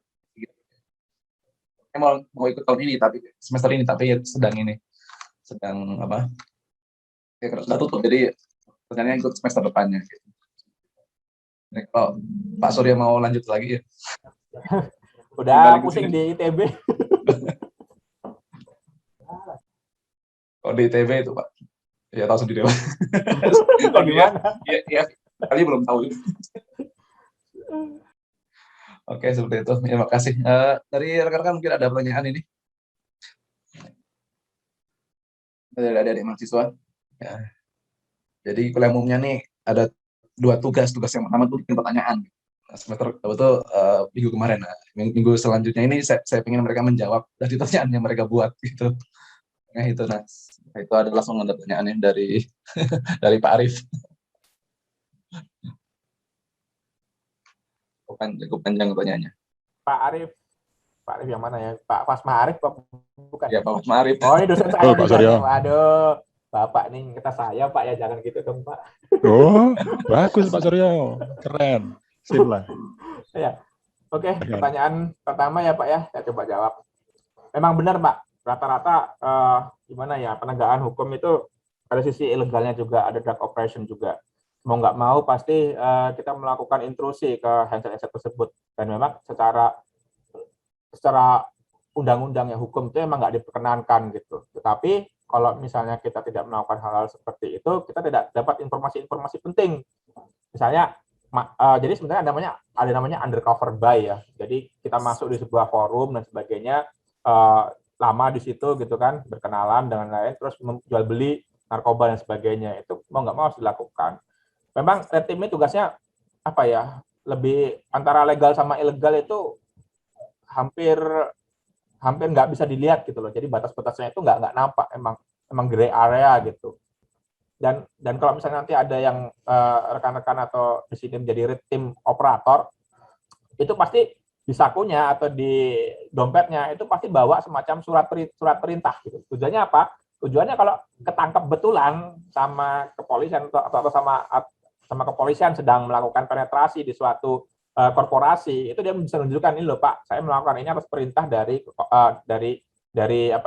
perintah dari direktur ataupun Kasubdit di bidang teknologi informasinya, emang saya diperintah untuk melakukan pen testing dan sebagainya. Nah, yang kedua, patroli cyberspace ini sudah digalakkan ya Pak ya.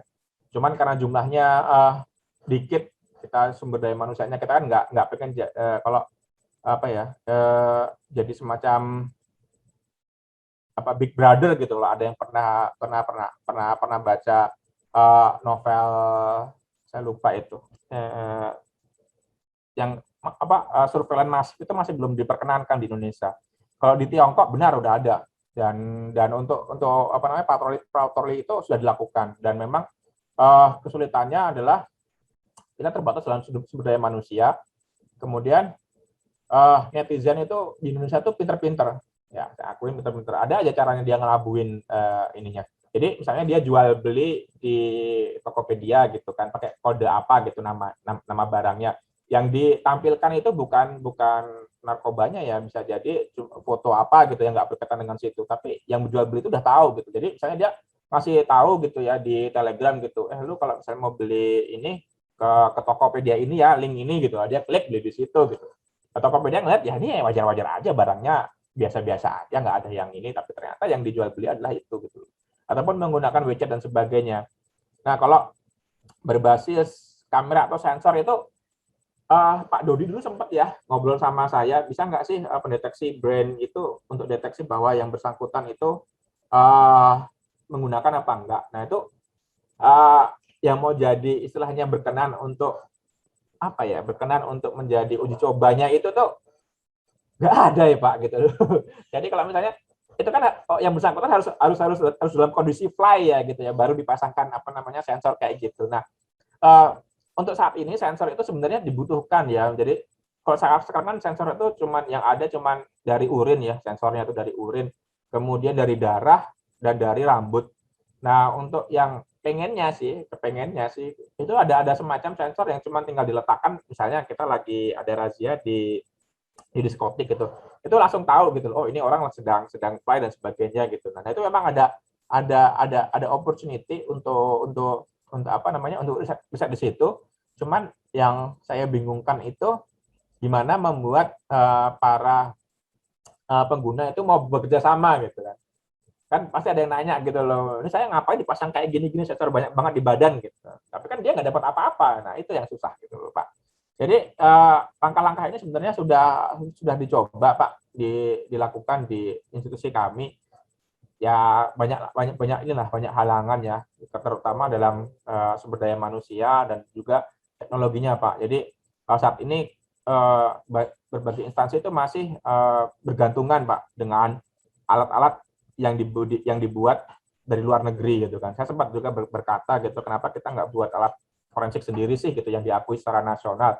Misalnya Telkom University gitu kan bikin alat untuk digital forensik yang diakui secara nasional, ada SNI-nya lah gitu kan. Itu ada semacam opportunity sendiri daripada kita harus beli di luar negeri gitu kan. Dan itu belum tentu bisa loh. Jadi di luar negeri pun itu kan ketika kita gunakan alatnya untuk memforensik handphone kita yang aneh-aneh, misalnya Poco, Oppo dan sebagainya, itu kadang-kadang nggak bisa gitu.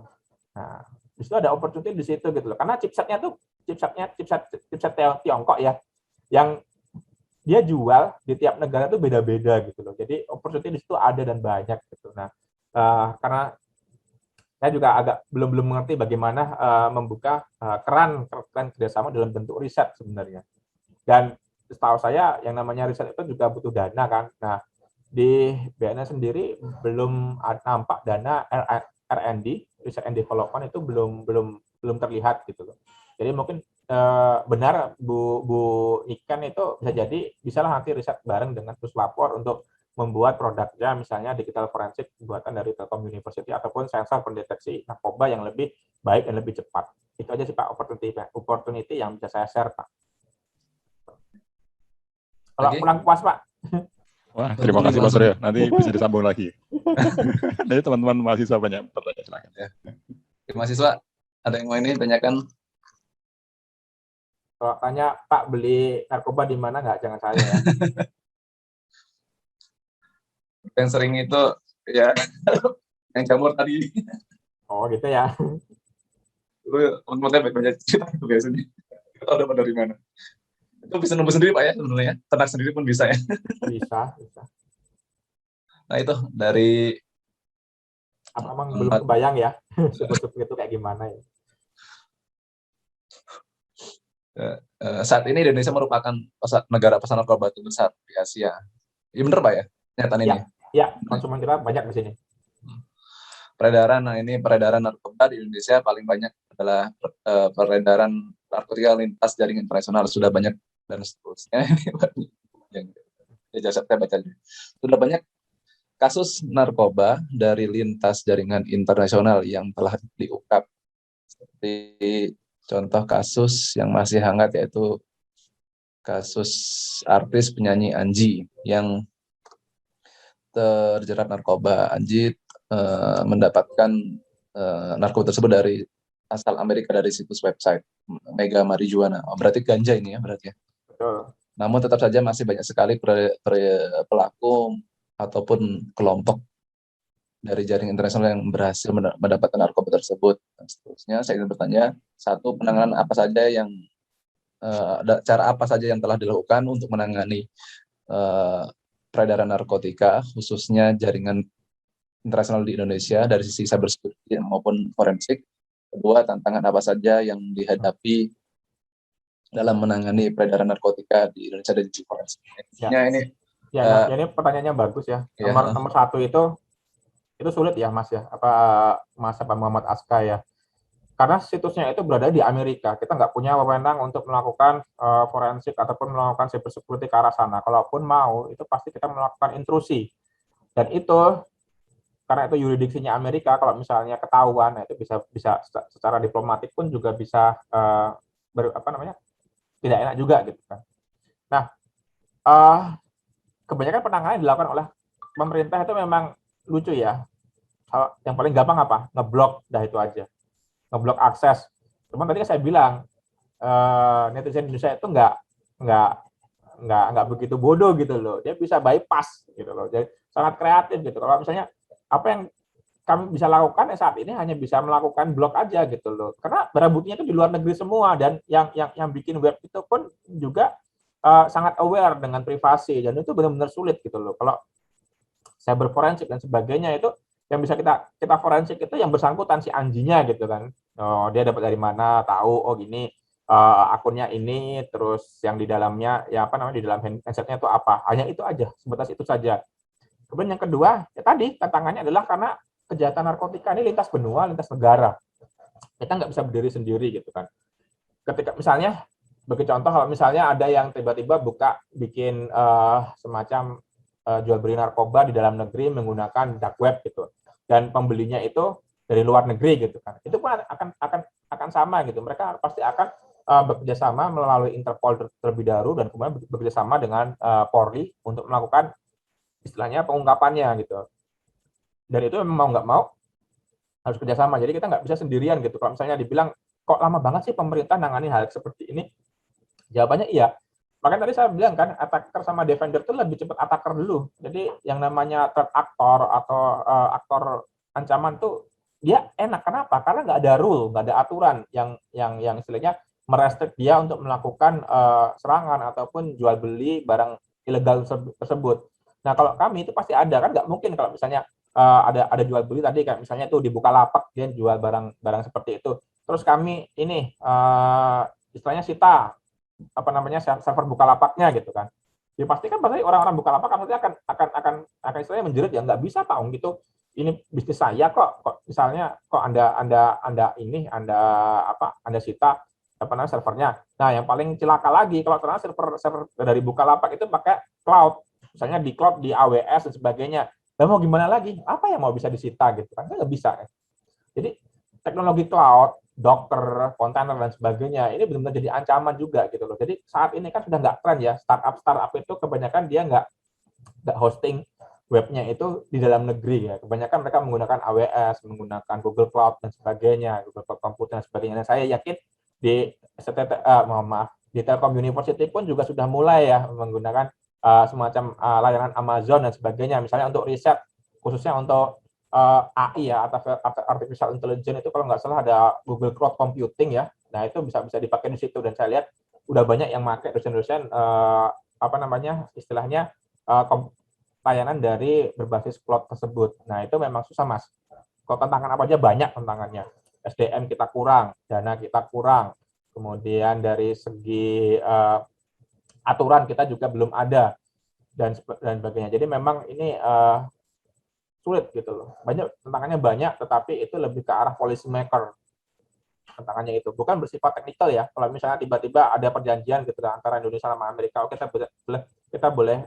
Nah, ini kalau US ini hebatnya mereka punya akses ke negara mana aja. Hebatnya itu FBI itu luar biasa gitu kan, dibandingkan dari Indonesia gitu. Kita nggak se-fleksibel mereka dalam melakukan pengungkapan seperti itu. Dan ini kok lebih bahas masalah ininya ya, nggak ada yang tertarik. Misalnya Pak, saya pengen masuk ke itu langkah-langkahnya apa gitu. Kalau Masuk narkoba gini kemana? mending Ke jaringan narkoba. Kita masuk ke ini, masuk ke, iya kemarin datang Pak, hari Jumat kan kemarin datang dari, itu yang tadi SSIP tadi, oh ya, SSIP tadi itu yang sumber sarjana tadi loh. Nah itu ya, pernah ya, ya. datang itu emang sengaja mengundang, jadi perwakilan dari TELU itu 2 mahasiswa diundang untuk itu tadi SS tadi betul. Sumber Ya. sarjana tadi, polisi Iya, sumber ya. sarjana itu. Ya kalau mau mulai karir silakan ke sana ya. Saya rasa ini bagus banget. Langsung IPDA itu ya, sudah perwira Sudah berarti perwira, itu ya. sudah. Sudah perwira. Ya, bisa buat inilah modal buat calon mertua gitu kan ya. Perwira itu kalau nggak ASN itu ya, polisi. Ada ASN udahlah. Polisi aja. Di mana-mana masih tanya coba itu. ASN. Nggak apa-apa. Oke. Ya ada lagi dari Mas. Mungkin beberapa menit Pak Surya mau nih ya, mau tes ya. Tes urin apa tes itu Pak?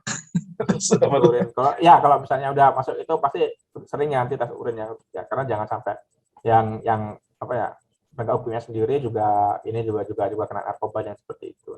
Itu kita pasti ini ada rutin. Nah ini biasa apa namanya ngecek COVID. Apa tuh tes apa namanya? Ya ini. Ya Swab. di BNN seminggu 2 kali itu hidungnya diobok-obok. Saya cukup sekali. Oke. Ada lagi? Ya, sebelum diakhiri ya mungkin ini sesi foto baru mungkin jika memungkinkan ini memungkinkan untuk kamera ya. Biasanya kalau online itu pada ini ya ditinggal sambil tidur atau baca komik gitu ya. Masalah kadang-kadang itu belum mandi atau jadi. Ya belum mandi. Belum mandi saja. Nah, saya lihat enak banget sekarang online gitu ya. Bisa direkam lagi kan Pak ya? Ya gitu. Tapi insya Allah ini sebenarnya saya mulai yang pekan ini juga saya mulai ini pengennya tadi saya pagi mau saya siapin buat blended gitu. Jadi mungkin kalau ada mahasiswa yang di Bandung kita coba jalan nonton bareng lah gitu di satu ruangan gede gitu. Tapi Ya. infrastrukturnya belum siap gitu. Jadi tadi pengennya kita nonton bareng. Kalau Pak Surya ada di sini ya berarti Pak Surya yang di sini gitu. Tapi berhubung kita Pak Surya yang masih di Mabes ya berarti ya kita online gini berarti. Nggak apa-apa. Oke. Udah saya. Satu angkatan berapa Pak? Satu angkatan? Kalau IF masih banyak IF 12 kelas. Zaman kita dulu kan berapa 2005 itu cuma 6 kelas ya, 5 kelas 6 ya. kelas, IF. Itu pun nggak semuanya ini ya, nggak semuanya informatika semuanya ya, pada untak sendiri-sendiri. Nah, kalau di sini kalau IT ini 3 kelas, tapi 3 kelasnya gemuk-gemuk sekarang ini satu kelasnya itu 40 mahasiswa sendiri. Wow. Kalau kita dulu kan paling berapa ya? 39 ya, nggak jauh beda sih. Nggak jauh beda sih. Oke, yes. Kita foto dulu ya. 1, 2, 3. Oh, udah off cam ya? Udah on cam ya? Oh ya, cukup. Udah on cam bentar ya. Lagi. Saya mau pakai jempol tapi nggak bisa. Oke. On cam. Yang memungkinkan. Kalau generasi Z itu rata-rata malas Pak untuk di depan kamera. Saya tanya kenapa kamu nggak suka di depan kamera? Malas aja Pak, gitu kan dengerin aja. Ya nggak apa-apa. Bagus. Gitu ya. Saya pertemuan pertama ini mengajar dengan mahasiswa angkatan 2021. Foto dulu. 1, 2, 3. Oke, sip. Saya mau pakai jempol tapi saya bisa nggak nih? 1, 2, 3 jempol. Oke. Ya, yang 2021 ini yang mahasiswa baru. Mbak ini pertemuan pertama ini on cam semua. Pertemuan keduanya kapan mati semua. Nah, yang makanya pasti kayak gitu. Saya juga habis itu pasti di off cam semua. Saya emang pas ngasih itu juga sama. Oh ya, emang kayak gini emang metodenya. Oke. Cuman saya berharap masuk ya, maksudnya pengenalan dari cyber security ya, ini kalau cukup ini banyak ilmu yang ini. Walaupun saya sendiri bukan di bidang security tapi ya ini ya cukup yang itu banyak hal yang bisa diekspor di sini. Oh ya, saya lupa tadi nggak ngasih kontak sih. Tapi kalau misalnya ada butuh kontak saya tulis di itu aja bisa nggak ya? Ya di chat. Mungkin ini pakai email pribadi aja ya kalau misalnya ada. Ini ada ini emailnya Pak Suryo, ini misalkan ada pertanyaan ya. Misalkan mau apa nih Ini kan kita memang bidangnya ini ya, kita kan kalau di IT kan sub peminatannya kan salah satunya yaitu cyber security. Nanti misalkan mau membimbing 2 dari praktisi mungkin bisa dari Pak Suryo juga. Ya, boleh. Masalah yang praktis. Oh, ini email pribadi bukan email kantor? Ini nanti karena gini, karena kalau email kantor saya kan masih dimonitoring ya Pak ya. Oh gitu. Nah, saya nggak tahu nih, misalnya ada yang mau nanya masalah pribadi atau apa gitu kan, saya mungkin lebih bebas di situ gitu kan. Misalnya ada yang pengen tahu Pak, saya pengen tertarik dengan cyber security, tapi mulai dari mana gitu kan, daripada Ya, nanti gitu. ini mending gitu aja. Pak butuh Telegram. Ya, Telegram, ID Telegramnya Pak. Nah itu ya Telegram saya. Saya suka Telegram karena dia nggak butuh pakai nomor handphone ya. HP ya betul. Nah, WA itu ada Telegramnya dari Pak Suryo maupun itu. Itu Oirus berarti Suryo dibalik Pak ya? Iya. Oke. Sebelum akhiri ya, saya mau ini dulu ya sedikit salah satu dari kenang-kenangan ya tentang ini ya. Ini ada sedikit dari Pak Dekan. Jadi saya terima kasih kepada Pak Suryo Pranoto Utomo sebagai narasumber pada kuliah Prodi Pak S1 IT. Baizal ya. Iya, sekarang itunya dekannya Pak Baizal. Ya. Security tanggal hari ini ya 15 Oktober oleh Terima kasih banyak Pak Oke, Hilal. Pak Baizal atas hadirannya. Ya, saya akhiri. Terima kasih atas kehadiran semua dari Pak Suryo dan rekan-rekan dosen sekalian dan juga mahasiswa. Jangan lupa tugasnya yang mahasiswa ya, itu adalah menjawab pertanyaan yang sudah dibuat kemarin dan sesuaikan dengan apa yang tadi didapatkan pada saat materi. Oke, sekali lagi saya akhiri. Saya ucapkan terima kasih. Saya tutup. Assalamualaikum. Waalaikumsalam warahmatullahi